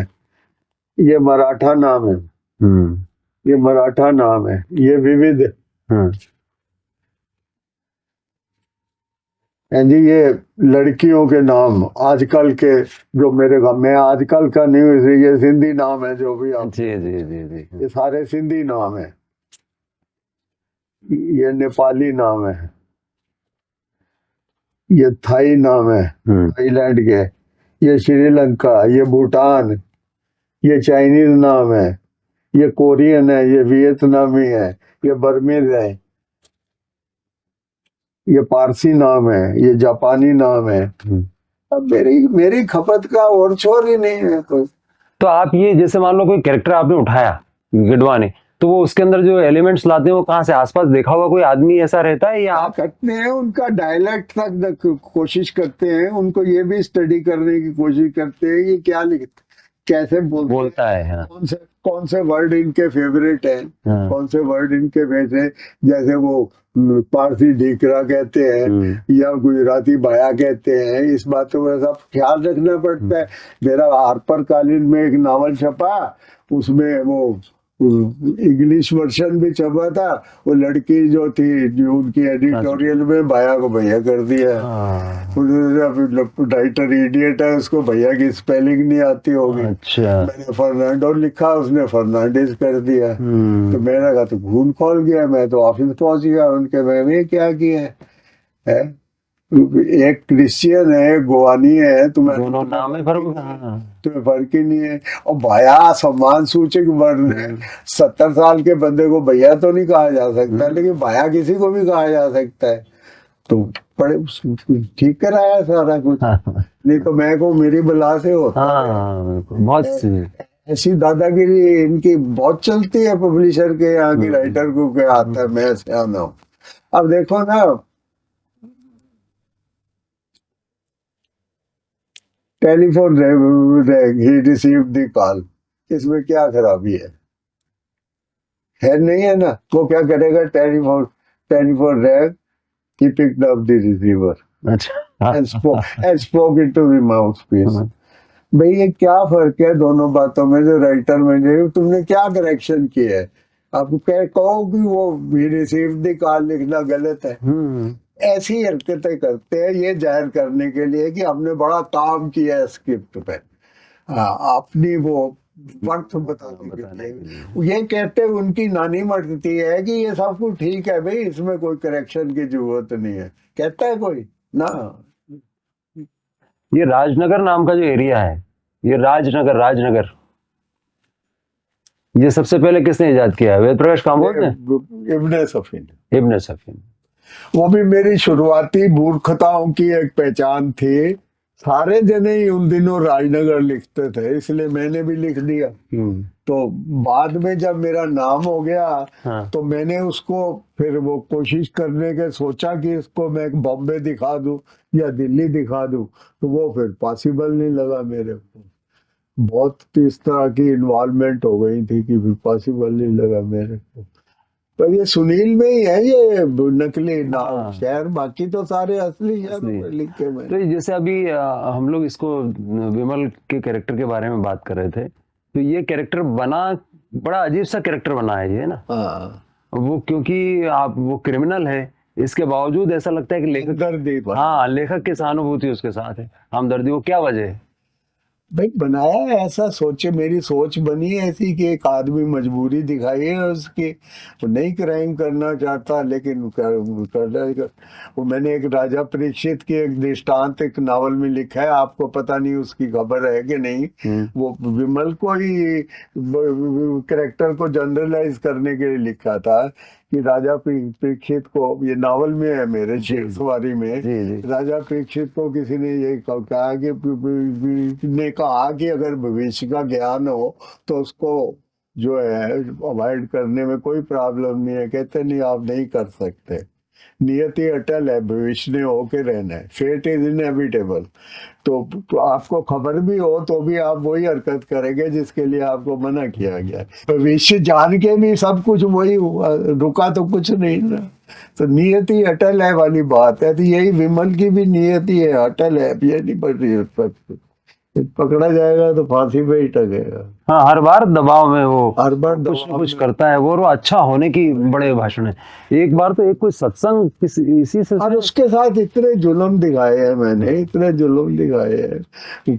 दूसरों ने कोई कमी तो नहीं की ना इसको बर्बाद करने में, लेकिन वो किसी तरह से वो आपकी एक, मतलब मेरे ख्याल से इस पैटर्न पे कि वो एक दबाव में आए, फिर वो एक क्राइम करे, फिर उसके बाद माल भी हाथ से निकल जाए, 4-5 नॉवेल ऐसे ही हैं लगातार। हाँ ऐसे वो फिर भी लोग चल रहे हैं, तो एक एक पैटर्न। थोड़ा सा उसका पैटर्न चल रहा है कि वो या तो वो परोपकार के लिए कुछ करे, क्राइम वो भी नहीं है, लेकिन कुछ ऐसे हालात बनाए कि परोपकारी वाला उसका इमेज छपटे। और दूसरे, अब जैसे रिसेंट नावल मैंने दिखाया कि उसको हाईजैक करा लोगों ने, जो चुका चैरिटेबल ट्रस्ट बनाया है उसको हाईजैक करा, वो खुद मालिक बन बैठे, हमें ट्रस्ट के मालिक, उनके कुछ और चक्कर थे, ट्रस्ट का मालिक बनने में कुछ और फायदे थे, तो वो बंद कराने के चक्कर में 600 पेज लिख दिए मैंने। अच्छा, आपके आपके कैरेक्टर्स, आप लोगों को पढ़ के एक आध किसी ने क्राइम किया? एक जना दावा तो करता था, घर आ गया था कि मैंने आपकी तरह बीवी को मारा, जैसे सुरजीत कौर का मैंने वो दिखाया, लेकिन यकीन नहीं था मेरे को, यकीन नहीं, एक बार एक टीवी चैनल पे भी तो खबर चली थी, किसी कोई वो तो ये टाइम्स नाउ पे चली थी शायद, बैंक का बैंक डकैती या उसने कुछ था। कहा कि मैं, उसने डीसीपी की कॉन्फ्रेंस में कहा, पकड़ा गया कि मेरा नाम लेके कि मैंने उनका नावल पढ़ के ये किया। अरे साहब, वो कॉन्फ्रेंस डीसीपी की जो उस जहाँ वो पेश हुआ था, वो खबर आम होते ही मेरे पास धड़ाधड़ कॉल आनी, आपसे साथ बाइट चाहिए, आपके साथ बाइट चाहिए। संडे का दिन था, मैं कबाड़ी बाजार में घूम रहा था, मैं कह भाई मैं यहाँ कबाड़ी बाजार में फिर रहा हूँ, यहाँ कहते हम वहीं पहुँच जाएंगे, आप वहीं रुकना, 10 मिनट में आ रहे हैं। तो किसी को मना किया, किसी को हाँ की, घर घर गया तो वो भी वैन 4-5 गली में हमारी में खड़ी थी। एक जना जिद करने लगा कि स्टूडियो में आओ, नोएडा में स्टूडियो है, ले जाएंगे, छोड़ जाएंगे, वगैरह वगैरह। बहुत बड़ी खबर बढ़ गई, बेफिक्र हो गई। मेरा एक एसीपी दोस्त था, रीडर से दोस्त बना, उसको फोन किया मैंने, मैं क्या भाई ये क्या से आपका, कि मेरे को भी नहीं पकड़ लेंगे। कहते भाई बुला तो सकते हैं, भी क्या लिखते हो तुम, क्या सिखाते हो लोगों को। लेकिन शुक्र हुआ कुछ नहीं, लेकिन वो बैंक का नाम नहीं याद आ रहा मेरे को, जो भी था, उस बस वही मूर्खता थी जो आप करते हैं। पैसा हाथ में आया, लुटाना शुरू कर दिया, बैंकॉक चला गया, वापस आते ही पकड़ा गया, वापस आते ही वो बम कोई नहीं था हाथ में, झूठा ही कर रहा था सब। कुछ नहीं था, उसने सिर्फ एक्ट किया कि वे सारे जने उड़ जाओगे, मैं भी। तो आप देखते हैं क्राइम वालों की साइकोलॉजी असल में आप जानते हो बहुत अच्छे से, इसका मतलब क्रिमिनल साइकोलॉजी पढ़ी है आपने क्या, अपराधियों का मनोविज्ञान? नहीं वो नहीं किया, लेकिन अपनी टाइप की खबर के नोट बना के रखता हूँ जिसको मैच कर। जैसे आपको याद होगा 80s में एक काले बंदर का बड़ा आतंक था, बड़ी वारदात, झूठा था, फर्जी था, वो लिखा, मैंने उसको लिखा नावल में अपने, फर्जी के हिसाब से ही लिखा, मेरे काम आए, काम आई कोई बात। ऐसे और भी बातें नहीं, हैं। अब जैसे पहले तो आप चेज की नकल करते थे शुरुआती नॉवल में, जेम्स हेडली चेज की कॉपी करके इंडियनाइज करते थे ना आप शुरू में। तो लेकिन बाद में आपने मेरे ख्याल से यूनियन बैंक की एक डकैती को आधार बना के फिर आपने कोई नई स्टोरी लिखी थी। उसमें एक बार तो ये भी हुआ है कि चेज की नकल मार के लिखा हुआ नावल दौलत और खून जो है बड़ा फेमस हो गया। हाँ। बाद में पता भी लग गया कि ये तो चेज की नकल है, क्योंकि तब तक चेज के हिंदी में अनुवाद छपने लगे थे। तो आप विश्वास करना, मेरे को कोई पैसा नहीं मिलना था उसका, मैंने सारा नावल फिर लिखा और जो जो इससे चेज की नकल थे वो निकाले और पब्लिशर को फ्री में छापने को दिया कि कोई फीस नहीं है, तू रीप्रिंट समझ के छाप ले, नाम नहीं बदले। ये 7 बजे की नाम वही रहेगा, लेकिन सब कंटेंट डिफरेंट। आप तो जेम्स बॉन्ड के लिए भी तो लिखे थे आपने नॉवल। जेम्स बॉन्ड का मैं उसकी फेवर में भी नहीं हूँ, मुझे यान फ्लेमिंग बिल्कुल रद्दी राइटर लगता है, बोर है, मेरे से उसके 10 पेज नहीं पढ़े। पर आपने लिखा तो है आपने लिखे हैं नॉवल, जेम्स बॉन्ड वाले लिखे हैं ना। 10 लिखे हैं। हाँ, इसीलिए तो। हाँ, पैसे कमाने के लिए लिखे हैं, लेकिन मेरे को ओरिजिनल की कोई मार्फियत नहीं है। फिर आपने उसको किस आधार पर, उसको 2-3 कैरेक्टर। चलता है वो चलता है, फिल्म देख लिए कुछ उसके लिखे का फर्स्ट हैंड कोई नॉलेज नहीं है, but he is a bore writer, कुछ कोई गुण नहीं है। उसने एक ये जेम्स बॉन्ड का कंसेप्ट खड़ा कर दिया, जो यान फ्लेमिंग जेम्स बॉन्ड, यान फ्लेमिंग जेम्स बॉन्ड एक प्रोडक्ट बन गई। वो जो है वो कमोडिटी बन गई, और वर्ड होता है मुझे याद नहीं आ रहा इस वक्त, ब्रांड नेम बन गया। तो कुछ लोग उस वक्त कहते हैं, मुझे मेरठ के जो पब्लिशर थे वो और दरियागंज के पब्लिशर, ये राइटर को पैसा देते थे, वो टिकट का रीगल में जाओ, पिक्चर देखो अंग्रेजी, और उसके बाद में एक नावल उल्था करके खींच के दे दो। नावल भी पकड़ाते थे, 4 नावल ले जा, ये इसको पढ़ के ले ला, नावल भी पकड़ाते थे। और बड़े तरीके से अपने आर्टिस्ट को फॉरेन की मैगजीन्स देते थे, इलस्ट्रेशन इसमें से निकल कर ले। तो आप भी तो खुद कवर बनाते थे पहले। हाँ, तो मैं भी यही करता था, कोई फिगर कहीं से, कोई फिगर कहीं से, ठोक थाप के बना रहे। क्योंकि शुरू में तो आपने कई नावल के कवर बनाए, 100 नावल तो। लेकिन आप काम्बोज के खुद के नावल के बनाए, काम्बोज के, ओम प्रकाश शर्मा, ओम प्रकाश शर्मा के। प्रकाश शर्मा। मेरे नावल के साथ तो पब्लिशर ये कहता था ना, टाइटल साथ लेके आना, कि कोई एक्स्ट्रा पैसे तो मिलने नहीं है, वो नावल की लिखने की फीस में टाइटल शामिल है। तो एक कवर के कितने पैसे मिलते थे आपको? शुरू में 20 रुपए मिलते थे, बाद में 50-60 मिलने लगे थे, इससे ज्यादा नहीं। आजकल 4000 रुपए मिलते हैं जो अच्छा टाइटल बनाता है। ये जो है ये शैली है अपने टाइप के एक ही हैं, अमरोहा में रहते हैं, 4000 रुपए लेते हैं। अच्छा। अब उनका हाथ कांपता है, अब बनाते ही नहीं। अब वो बड़े कैनवस बनाते हैं, बड़ी बड़ी कूची वाले, जिसमें हाथ का कंपन जो है कंपेंसेट हो जाता है, वो छोटा काम नहीं कर सकते हो। तो आपने अपने आसपास के जो लेखक थे उनके बारे में कई बार लिखा है अलग अलग तरीके से। कभी लगता है कि सारे वादाखोर थे, शाम को मतलब सब सिवाय ढक्कन खोलने के और कुछ नहीं करते थे, और कुछ एक दूसरे की जान लेने पे तुले रहते थे, कुछ एक दूसरे के खिलाफ काम करते रहते थे। राइटर, हाँ, वो पब्लिशर के साथ तो वो चलती ही थी ना, अपने आप को प्रमोट करने के लिए दूसरे की टांग खींचेंगे तो कुछ होगा ना। लेकिन ये एक वक्ती बात थी, उसके बाद ना वैसे राइटर रहे ना वैसे पब्लिशर रहे, धंधा धीरे धीरे श्रिंक होता चला गया। It became a diminishing trade, और एक दिन ऐसा आया कि डिमिनिश ही हो गया, टोटली हो गया। तो वेद प्रकाश शर्मा तो आखिरी टाइम तक ऐसा कहते रहे थे कि इतना छपा उनका नॉवल। झूठ बोलते हैं, झूठ बोलते। वो उसने इतनी बड़ी बात स्थापित की हुई है, मेरा वर्दी वाला गुंडा 8 करोड़ 10 करोड़ पर, वो करोड़ों से कम की बात नहीं करता है। 2 कॉपी की सेल नहीं है, 2 कॉपी की सेल नहीं है, झूठ बोल के उसने। और वो लोग कह देते हैं जी हमने गूगल में देखा। गूगल कोई मशीन जो है ओरिजिनल थोड़ी है, जो आप उसको फीड करोगे वही तो निकलेगा ना।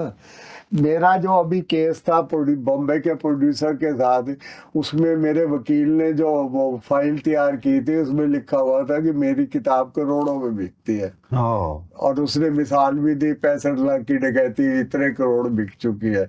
अब वो अखबार की खबर थी, कटिंग थी मेरे पास, लेकिन मैंने उसको मना किया। मैं कहा भी मैंने झूठ बोल के केस मजबूत नहीं करना, इसको 50 लाख कर। वो मेरे को कहे तुम पागल हो, तुम्ही ने तो ये मुझे अखबार की कटिंग लिखी है कि करोड़ का भी बिकने वाला राइटर। मैं क्या वो भी झूठ है। हाँ, मैं क्या जिसने छापी है वो भी काम का छापी है। अब बताओ, कम से कम इसको 40 या 50 लाख कर।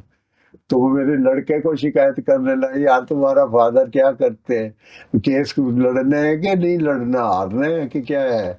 मैं क्या हारना है तो हारना है, इसको तो 50 लाख कर, जो सच्ची फिगर है। तो मैं तो उस मिजाज का बंदा हूँ, उस मिजाज का बंदा हूँ। अच्छा, उस टाइम के लेखकों की कुछ दिलचस्प चीजें आपको ध्यान हो? आपने एक आध बार जिक्र किया था, फारूक और अरगली दोनों हाथ से लिखते थे। हाँ, हाँ, या गोविंद सिंह बीपी भेजते थे। गोविंद सिंह एक सीटिंग में नावल लिख सकता था, उसकी खासियत ये थी, एक सीटिंग में नावल लिख सकता था। उसकी कंटिन्यूटी ना टूटे, इस चक्कर में वो 10 पेन जो है शाही भर के रख लेता था इकट्ठे, कि तो इतने में बीच में ब्रेक ना आ जाए शाही भरने में, कुछ लगातार लिखता। और उसका हैंडराइटिंग ऐसा था कि मोती पिरोए लगता था। मतलब एक बार में इतना तेज लिखने के बाद भी इतना सुंदर हैंडराइटिंग था उसका। और दत्त भारती? दत्त भारती से मेरी कोई वाकफियत, मैंने उसके नावल पढ़े हैं कॉलेज के टाइम में, पसंद भी किए हैं, फिल्म जैसा मजा आता, दर्द, चोट, गुनाह, ये वो, इस किस्म के 2-4 यहाँ मेरे पास भी होंगे। लेकिन मेरा उससे कोई फर्स्ट हैंड वास्ता नहीं। लाइफ में एक बार मिला था पब्लिशर के पास, दत्त भारती पिला रहा है, वो चाय वाली जो बात थी। बाकी मैं उसकी किसी बात से वाकिफ, मुझे ये भी नहीं मालूम कि वो मशहूर कैसे हुआ, और ये भी नहीं मालूम कि वो फेड आउट कैसे हुआ, मुझे नहीं पता। और गुलशन नंदा? गुलशन नंदा से वाकफियत भी थी, उनकी बेमिसाल काबिल मशहूरी की गवाह भी मैं था, इसमें कोई शक नहीं था। इस ट्रेड में नंदा जैसा कमर्शियली कामयाब राइटर ना हुआ है ना होगा। कमर्शियली कामयाब कह रहा हूँ, कमर्शियली कामयाब। तो बहुत सारे ऐसे लोग जो उस वक्त कामयाब होना चाहते थे और आपके खिलाफ, उस वक्त जासूसी नावल के खिलाफ बहुत छपता था ना। कादम्बिनी में एक लेख भी छपा था, और आपने मनहर चौहान का भी एक कहीं जिक्र किया है। हाँ, वो क्या आप सिलसिला था? वो भाई साहित्यिक लेखक थे, नए लेखकों में उनका शुमार था। एक वो सारिका ने कथा प्रतियोगिता शुरू की थी, उसमें अच्छा रकम इनाम थी, उसमें फर्स्ट आए थे, इस किस्म की खासियत थी। मेरा अहमदाबाद में एक पब्लिशर था, वो अपना दाएं बाएं फैलाने में जरा कुछ माहिर था, कारोबार में काफी किताबें छापता था। तो वो फ्रीडम एट मिडनाइट का ट्रांसलेशन के उसने राइट्स लिए थे, तो उसको अनुवादक नहीं मिल रहा था, मेरे को दी, तो मैं उसके बल्क से घबरा गया, मैं कि मैं नहीं करता। तो वो उसने किसी ने सजेस्ट किया कि मनहर चौहान ऐसे काम करते हैं, करा दो। मैं कीर्तिनगर उनके घर गया, बहुत बदतमीजी से पेश आए मेरे से, सीढ़ियों में खड़े होकर बात की और साफ मना कर दिया। तो उसको कहा, किताब तो बाद में छपी, किसी ने हिंदी में छापी, हिंदी में चली भी नहीं वो, लेकिन वो उसने मंजूर नहीं किया था अनुवाद करना। जबकि अनुवाद से ज्यादा खराब हरकतें वो करते थे। मीना सरकार के नाम से गोस्ट राइटिंग करते थे, भेद भरी पत्रिका, डाई मैगजीन होती थी ना अमेरिका में, डाई मैगजीन 10 सेंट की कीमत थी, तो इसका नाम ही डाई मैगजीन था। उस हिसाब से भेद भरी पत्रिका, और सारी पत्रिका खुद ही लिखते थे, जबकि नाम डिफरेंट राइटर्स के होते थे। तो मतलब उस डाई मैगजीन की फेम से इलाहाबाद में 4 आना जासूस, 8 आना जासूस नाम से नावल छपा करते थे। तो ये देखो, ये कमर्शियलाइजेशन की बातें हैं। देखो, आप किसी को बुरा लगे या कुछ रहे, कोई साहित्यकार कलम के दम पर घर की रोजी रोटी नहीं चला सकता। एक भी मिसाल नहीं है, एक सिंगल मिसाल नहीं है। जो लोग आपको तरक्की करते दिखाई देते हैं या तो किसी कारपोरेट हाउस के मुलाजिम है, या किसी पब्लिशर के पास मुलाजिम है, या इस किस्म के कोई है। मोहन रकेश डीएवी कॉलेज में जब मैं पढ़ता था तब पढ़ाते थे, कमलेश्वर टाइम्स ऑफ इंडिया की नौकरी करते थे। ऐसे किसी ने कोई अपनी हैसियत बना लिया, जैसे वो कलम के दम पे कोई कहे कि मैं संपन्न हूँ, घर बार चला सकता हूँ, फ्लैट खरीद सकता हूँ, कार रख सकता हूँ, तो इम्पॉसिबल है, नहीं पॉसिबल है। एक आध है ऐसे जिन्होंने धंधे से पैसा कमाया, लेकिन कलम से नहीं कमाया। कमलेश्वर ने बहुत पैसे कमाए, फिल्मों से कमाए ना, फिल्म से कमाए ना। किसी का स्क्रीन प्ले लिखा, किसी के डायलॉग लिखे, चंद्रकांता से बड़े पैसे मिले। अब मनहर चौहान है, उनके दोस्त वो सीरियल चल गए, हम लोग और वो दूसरा जो है मनोहर श्याम जोशी की बात। मनोहर श्याम जोशी, और वो फिर लिखते भी नहीं थे। मजेदार बात है, उनके शागिर्द बहुत थे वो जो उनकी इज्जत करने वाले। वो बोलते थे, वो लिखाते थे, उनसे लिखाते थे। आप ये किताबों के टाइटल कैसे बनाते हो? वहशी, जीना कहाँ, पंछी डाल पे, दुबई गैंग, टाइटल कैसे चुनते हो आप? टाइटल पहले लिख लेते हो या बाद? नहीं, पहले नहीं, पूरा नावल पढ़ के ही सोचता है, कई बार सोचता ही नहीं। कई नाम मैंने बहुत रद्दी लिखे हैं इसी वजह से। अरे मेरे धंधे में लोग हैं जिनके पास एक डायरी है जिनमें 1000 नाम लिखे हुए हैं। वो कहते हैं इसमें से छांट लो, हम लिख लेंगे नाम।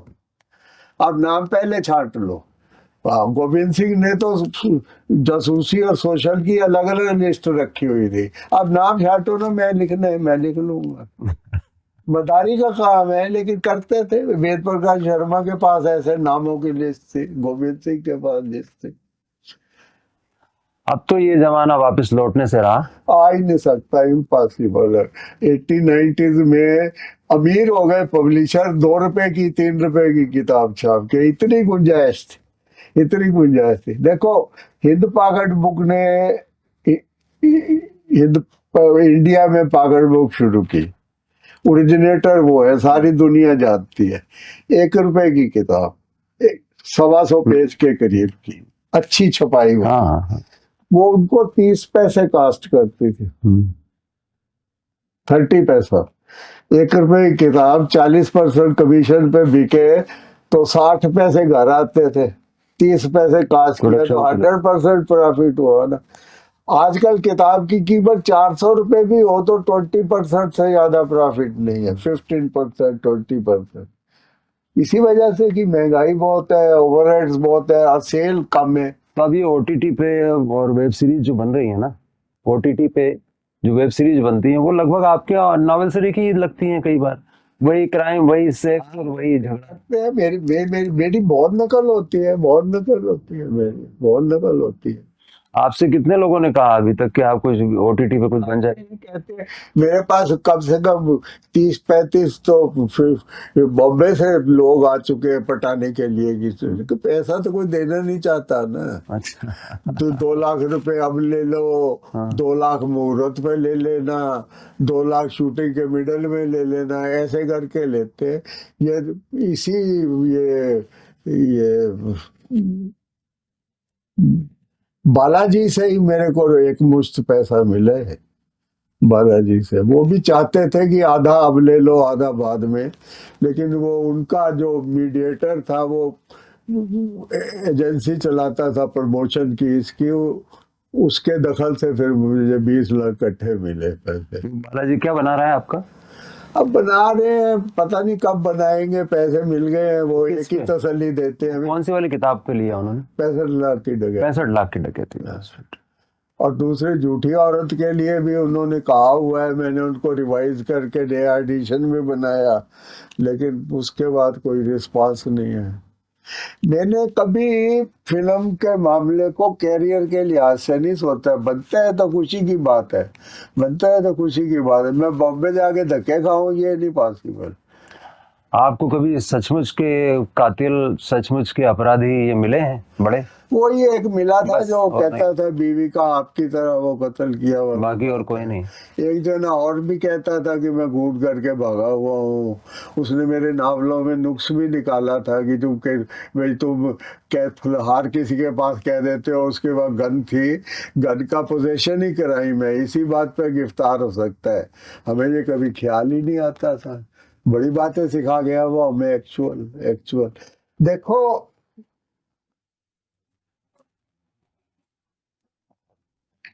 इतना लिखने के बाद इतना अभ्यास जरूर हो जाता है कि किस काम मामले में आपकी नॉलेज कमजोर है और आप उससे बच के जो करने हैं वो करो। ये हो सकता है, इसमें कोई बात नहीं है, कोई बात नहीं है। मैं अपने कैरेक्टर को लंदन में दिखाऊं तो मुझे उसके गली कूचे डिस्क्राइब करना जरूरी नहीं है। अगर मैं कर सकता हूं तो बड़ी खुशी की बात है, लेकिन उसके ये नहीं है कि वो ऐसा करने बिना उसकी कहानी नहीं चलती। तो जो बातों का ज्ञान मेरे को नहीं है उसको अवॉइड करो। जैसे ओम प्रकाश शर्मा थे, he was not an educated person, उनको ये तंत्र जाल जो सरकारी है उसकी कोई नॉलेज नहीं थे। उन्होंने अपना राजेश कैरेक्टर जो बनाया जो फेमस भी था, उसको वो उसका सीबीआई का सीनियर जासूस लिख देते थे। उनको ये नहीं पता कि उनकी ये नॉमेनक्लेचर, इनकी डेजिग्नेशन वगैरह कैसे होते हैं, क्या होते हैं। उन्होंने अपना एक इजी वे आउट जिसको कहते कर लिया जी, सीबीआई के सीनियर जासूस। हाँ, सीनियर तो कुछ भी हो। दूसरे को लिख दिया सीबीआई का जूनियर जासूस। हम सारा नीचे से ऊपर तक का सीखते हैं पहले। इंस्पेक्टर के बाद एसीपी होता है, फिर डीसीपी तो होता है, एक बार आपसे गलती हुई थी ना, जॉइंट कमिश्नर होता है। एक गलती हुई थी ना, आपने जॉइंट कमिश्नर को एडिशनल कमिश्नर को जॉइंट कमिश्नर से ऊपर बता दिया था गलती से। बहुत बड़ी गलती थी, वो नहीं होनी चाहिए थी। आज तक पश्चाताप है उससे। लेकिन ये वेद प्रकाश शर्मा के यहाँ तो एक ही नावल में ऐसी 100 निकलती हैं। उसको कमिश्नरेट में और आईजी वाले सिस्टम में फर्क नहीं मालूम। मतलब कमिश्नर कहाँ होता है, इंस्पेक्टर जनरल कहाँ होता है, ये दोनों बातों में फर्क नहीं कर सकता वो। उसके नावल से भी पता लगता है। वो डीएसपी भी लिखेगा और कमिश्नर भी लिखेगा। डीएसपी कमिश्नर के अंडर नहीं होता, आईजी के अंडर होता है। हाँ, और कमिश्नर कहाँ होता है और वो आईजी के में उसमें फर्क क्या है, उसको इस बात की कोई परवाह नहीं। वेद प्रकाश शर्मा से मेरे को एक ख्याल आया जो हम लोग इसको मतलब आखिरी दौर में ले जाके बात कर सकते हैं कि वो हमेशा कहते थे, देखिए पॉपुलर हम हैं, लोग पढ़ते हमको हैं, इसके बाद भी हमें हिंदी साहित्य वाले प्रतिष्ठा नहीं देते। प्रतिष्ठित होने लायक कौन सा काम किया है, कौन सा क्या क्या क्लेम है आप प्रतिष्ठा पर? I include all my self also. आप बताओ ना, आपने कौन सा काम प्रतिष्ठित होने वाला किया है, क्यों प्रतिष्ठा मिले? आप वजह बताओ ना। आपने कागज काले कर दिए, हिंदी सीख ली, हिंदी लिख दी, किताब छप गई, लोगों ने वाह वाह कर दी, इतने से प्रतिष्ठा के हकदार हो। क्योंकि उनका कहना है कि जो बड़े लोग कहते हैं, खुद को बड़ा लिटरेचर वाला कहते हैं, उन लोगों की कुल मिला के 10 किताबें भी नहीं बिकती और हमारी 10,000 बिकती है। तो फिर हम बड़े हुए या वो बड़े हुए? उसके पास उनका जवाब है ना। ये पाखी वालों ने एक वो कराया था सेमिनार, उसमें मैं भी शामिल था। तो वो जवाब, एक साहित्यकार बैठे हुए थे मेरे साथ ही उसी परिचर्चा में, तो उनका पास जवाब था रटा हुआ कि लोकप्रियता गुणवत्ता की शिनाख्त नहीं होती। तो ये बड़ा अच्छा फिक्र है, फैंसी है। लोकप्रियता गुणवत्ता की लेकिन तो नहीं होती। तो आप ये भी तो बताओ ना, फिर किस बात की शिनाख्त होती है? लाख आदमी लाख किताब बिकी, उसको 20 लाख लोगों ने पढ़े, सारे इडियट, किसी की अकल खराब, सबकी अकल खराब है ना। तो गुणवत्ता नहीं है, उसकी शिनाख्त नहीं है, लोकप्रियता। तो एक आइटम लोकप्रिय हुई कैसे? आप इस बात को रिसर्च का विषय मानो ना। आपने एक कहानी लिखी, उसको कोई नहीं पढ़ता। मैंने एक नावल लिखा, उसको 20 लाख लोग पढ़ते हो। मेरे को लोकप्रिय मानते हो लेकिन गुणवत्ता से 0 मानते हो। दोनों बातें तो विरोधी हैं आपस में। वो कहते हैं कि आप जो है अपनी लोगों के भीतर की जो दबी हुई इच्छाएं हैं उनको उकसाते हो और उनको संतुष्ट करने की कोशिश करते हो, बजाय इसके कि उसकी जिंदगी को कोई कैरेक्टर दे सको, कोई शक्ल दे मैंने सको। पाखी के इंटरव्यू में भी कहा था, छपे में भी कहा था, जो लेखक है वो लिखता है और हर उस सम्मान और अटेंशन का अधिकारी है जिसका कोई भी दूसरा लेखक है। ये अब आप पे निर्भर करता है, आप उसको पठनीय मानते हो या नहीं मानते हो। देखो ना, इतनी चीजें आंखों के आगे आती हैं, आप सबको सब्सक्राइब तो नहीं करते ना। मेरे से राघव नहीं पढ़े गए, बहुत बड़े राइटर है, नहीं पढ़े गए। इसका ये मतलब तो नहीं, मैं ये तो नहीं कह सकता ना कि राइटर अच्छे नहीं है। मैं वो राइटर मेरी पहुंच से पढ़े हैं, मेरी समझ से पढ़े हैं, मैं नहीं पढ़ सकता। जी हाँ, मुझे जयशंकर प्रसाद की हिंदी नहीं समझ में आती। इतनी घनी हिंदी जो है कोई बहुत बड़ा विद्वान ही पढ़ सकता है।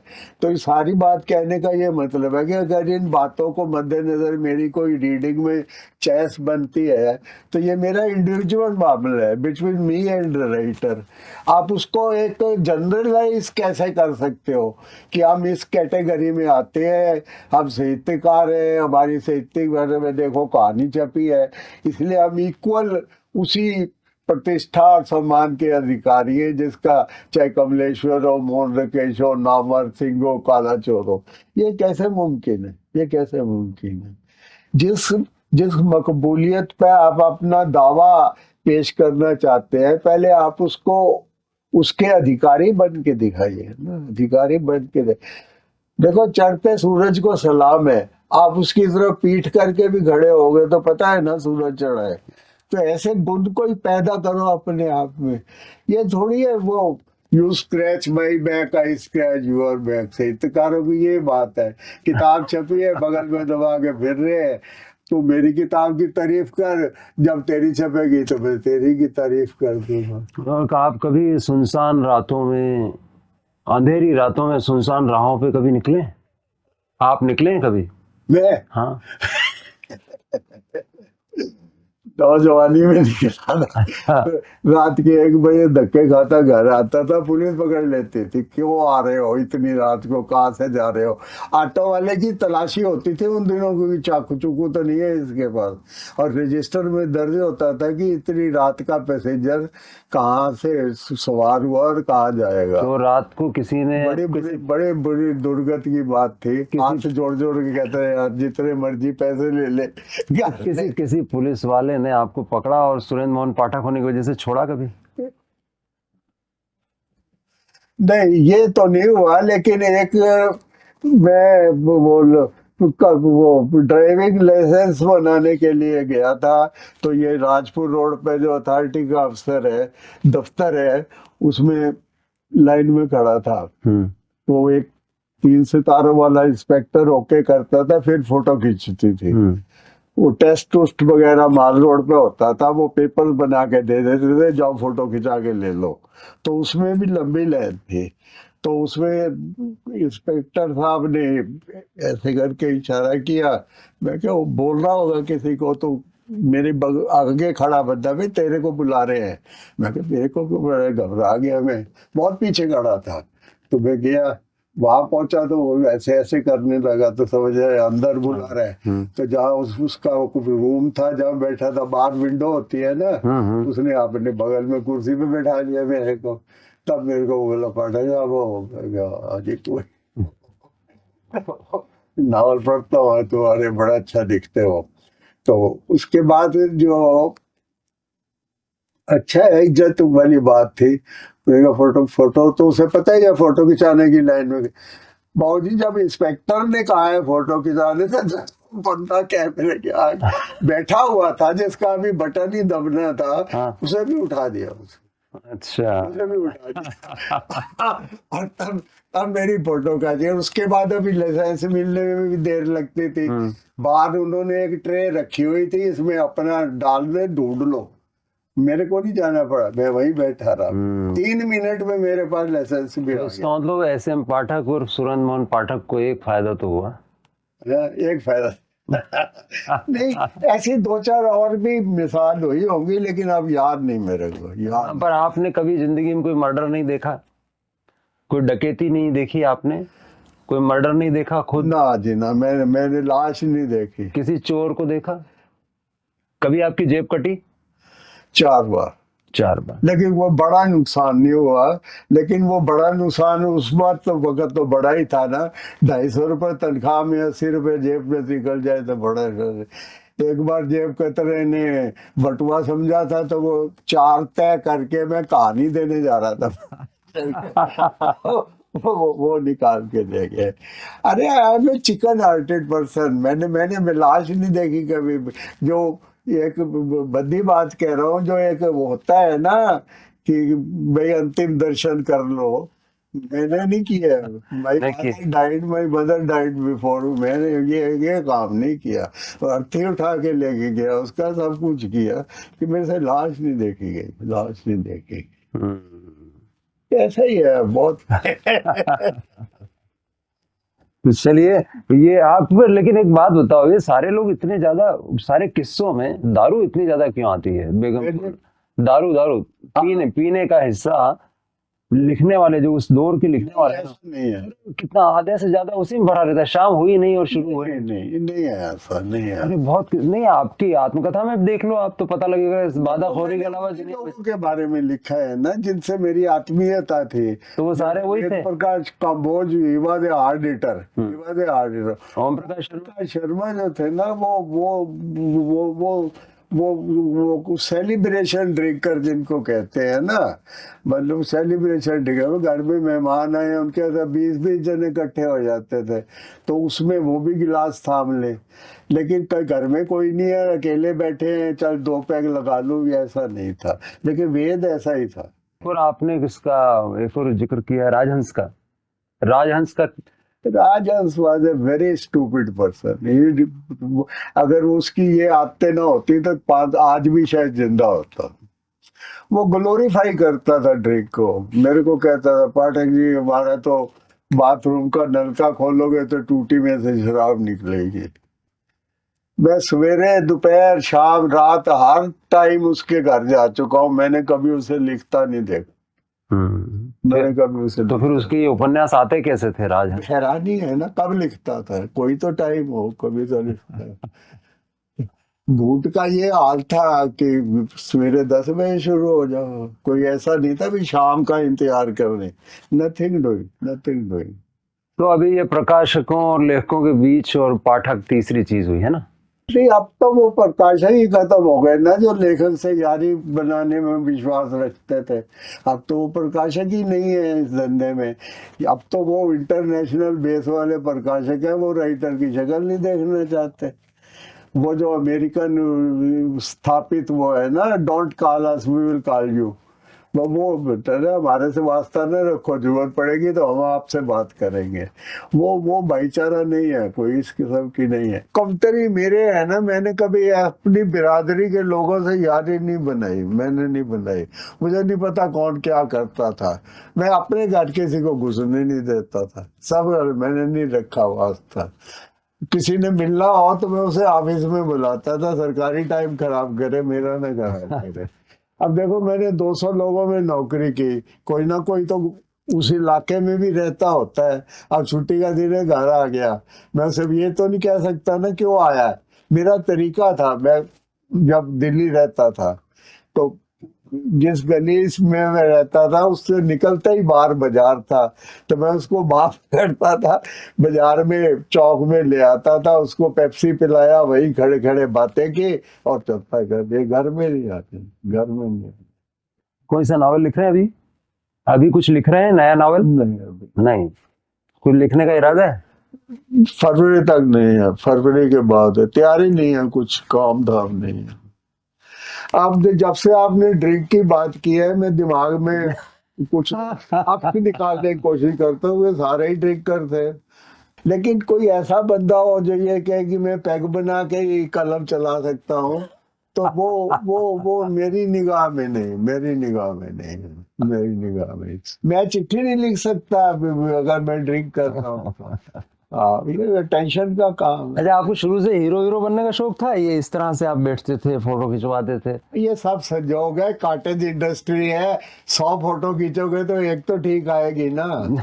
ये सब घर की है, कोई स्टूडियो की फोटो नहीं है। भाई ये लग रहा है कार उधर पीछे खुली हुई है, उसका बोनट खुला हुआ, और यहाँ पे स्टूडियो की फोटो कोई नहीं है इसमें। है ना, और संजीव कुमार स्टाइल में खड़े हुए हैं। सब घर का मेल है। ये डलहौजी की फोटो है। हाँ, वह घर फैमिली के साथ गया था, लेकिन अब मेरे पास होंगी 5,000 तस्वीरें, लेकिन सब घरेलू है, कॉटेज इंडस्ट्री है तो सब। आप भी तो वो साल में लोगों को पहले अभी भेजते, आप एक पोस्टर भेजते थे और आप अपनी शुभकामनाएं भेजते थे। हाँ, कई कुछ किए। नए साल का कार्ड तो मैं हर साल तो इस साल तो मेरे को मिला ही नहीं अभी तक। बचा, मेरे पास आपका एड्रेस नहीं है ना। तो देखो हद हो गई, मतलब लाइए मुझे दीजिए।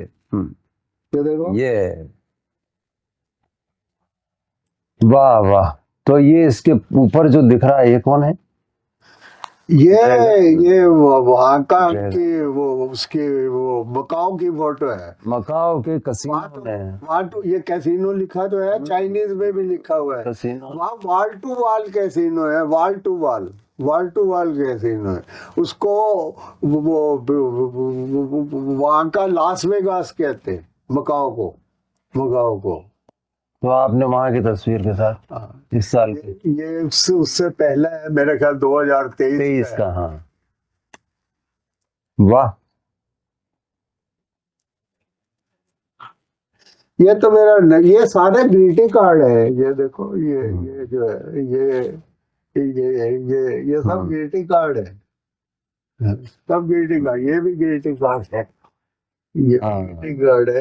ये वो जो बड़ी फेमस वो डेजर्ट सफारी है दुबई की। दुबई में डेजर्ट सफारी है। ये पिकाडिली की फोटो है, लंदन की। हाँ, ये बैंकॉक की है। वहां पर जो वो कैनाल्स में मार्केट है, सब कुछ नाव में ही चलता है। हाँ, ये वो वाली है। हाँ, पर किसी जमाने में तो आप पोस्ट बॉक्स नंबर डालते थे आपका। अभी भी पोस्ट बॉक्स ही चलाते, ताकि घर पे कोई आए ना, ऐसा? ये है, ठीक है। Post box number 9426। अभी भी घर का पता नहीं है। भाई लोगों को मालूम नहीं होता था ना, राइटर नौकरी करता है। दोपहर में आ जाता था कोई मिलने, घर में ही बैठा होगा राइटर। हाँ, तो बीवी तंग आ जाती थी बता के भी ऑफिस गए हैं। उसकी आधी श्रद्धा खत्म हो जाती थी, ये सुनते कि राइटर तो नौकरी करता है। ये काय का राइटर है जिसको नौकरी करनी पड़ रही है। नौकरी करते हैं। वो पहले कहते वो ऑफिस गए, तो उसने राइटर का अपना ऑफिस है। नहीं, वो टेलीफोन कंपनी में नौकरी करते हैं, वहां गए हैं, नौकरी करते हैं। ये ऐसे बोलता था। सर, एक किस्सा मैं भूल गया था, काम डांगे वाला किस्सा। आप टेलीफोन की लाइन में लगाने गए थे कामरेड डांगे के यहाँ पे, कम्युनिस्ट पार्टी ऑफ इंडिया के दफ्तर में। हाँ, डाकिया का। वो मैं चाहता हूँ कि आप किस्सा बताओ मेरे को। वो बढ़िया बात थी, बड़े बढ़िया भद्र पुरुष थे। हाँ। बड़ी मैजेस्टिक पर्सनैलिटी थी। टेलीफोन कंपनी की से कभी 10 लाइन का फोन लगाना है, तो उन्होंने आते ही हुक्म दिया कि ये लिस्ट है, 9 फोन इनको लगाने हैं, एक मेरे को दे, मेरे इसमें लगाना, और वो जो मशीन है वो मेरे कमरे में लगा दो। तो वो वॉल माउंटेड होती थी, ज्यादा बड़ी नहीं होती थी। तो मैंने कहा जी, आपका इतना सुंदर ऑफिस है, आप अपने कमरे में क्यों लगाते हैं? वो तो कहीं भी लग सकती है, तो कमरे में लगानी क्यों जरूरी है? कहता है मेरा कंट्रोल रहना चाहिए ना, इसलिए कमरे में रहना चाहिए। मैं कहती वो तो सबका कंट्रोल है, 10 के 10 जनों का। क्या मतलब है? कोई भी किसी को भी फोन कर सकता है। मैं कहा हाँ, मेरे को भी। कहता हाँ, इंटरकॉम में तो यही वी होता है। Don't need it. दो टूक बोलो, वी डोंट नीड इट, नहीं चाहिए, नहीं चाहिए। तो कहता है मैं ही बात करूं 9 बंदों से इस फोन से। मैं कह ये ऑटोमेटिक मशीन है, ये कॉलर को नहीं पहचानती, कॉलिंग वाले को भी नहीं पहचानती है। तो जो उठाएगा नंबर डायल करेगा, बात होगी। ऐसी मशीन है, वी डोंट वांट इट। वो आपने उसके बाद एक लाइन लिखी है ना, सारे खुशियां सारे गम। सब पर एक सा रखा है, हम तस्लीम करेंगे, सारी खुशियां सारी गम हम तकसीम करेंगे। फिर से बोलो आप इसको। हाँ। ठीक है। होते हैं लोग ऐसे डोमिनेटिंग, खुद के बड़े आदमी के बड़प्पन इस बात में भी हो कि वो रूखा बोले, किसी को मिजाज में न लाए, डांट के बात करे। नया जमाना है, आया तो नहीं नया जमाना। एक 19th सेंचुरी के राइटर की कोटेशन है, politics is last resort of scoundrels. Politics लुच्चों की आखिरी पनाह है। हाँ। लेकिन इसमें एक संशोधन अब हुआ है कि आखिरी पनाह नहीं है, पॉलिटिक्स लुच्चों की इकलौती पनाह है।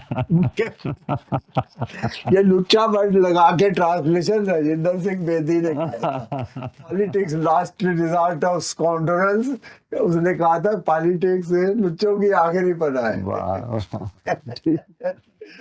बहुत दिया देने वाले ने तुझको, आंचल ही न समाए तो क्या कीजिए। बीत गए जैसे ये दिन रहना, बाकी भी कट जाए दुआ कीजिए। God is kind. चलिए सर, बहुत अच्छा। बस एक कप चाय पी लो, चाय पी लो। आधा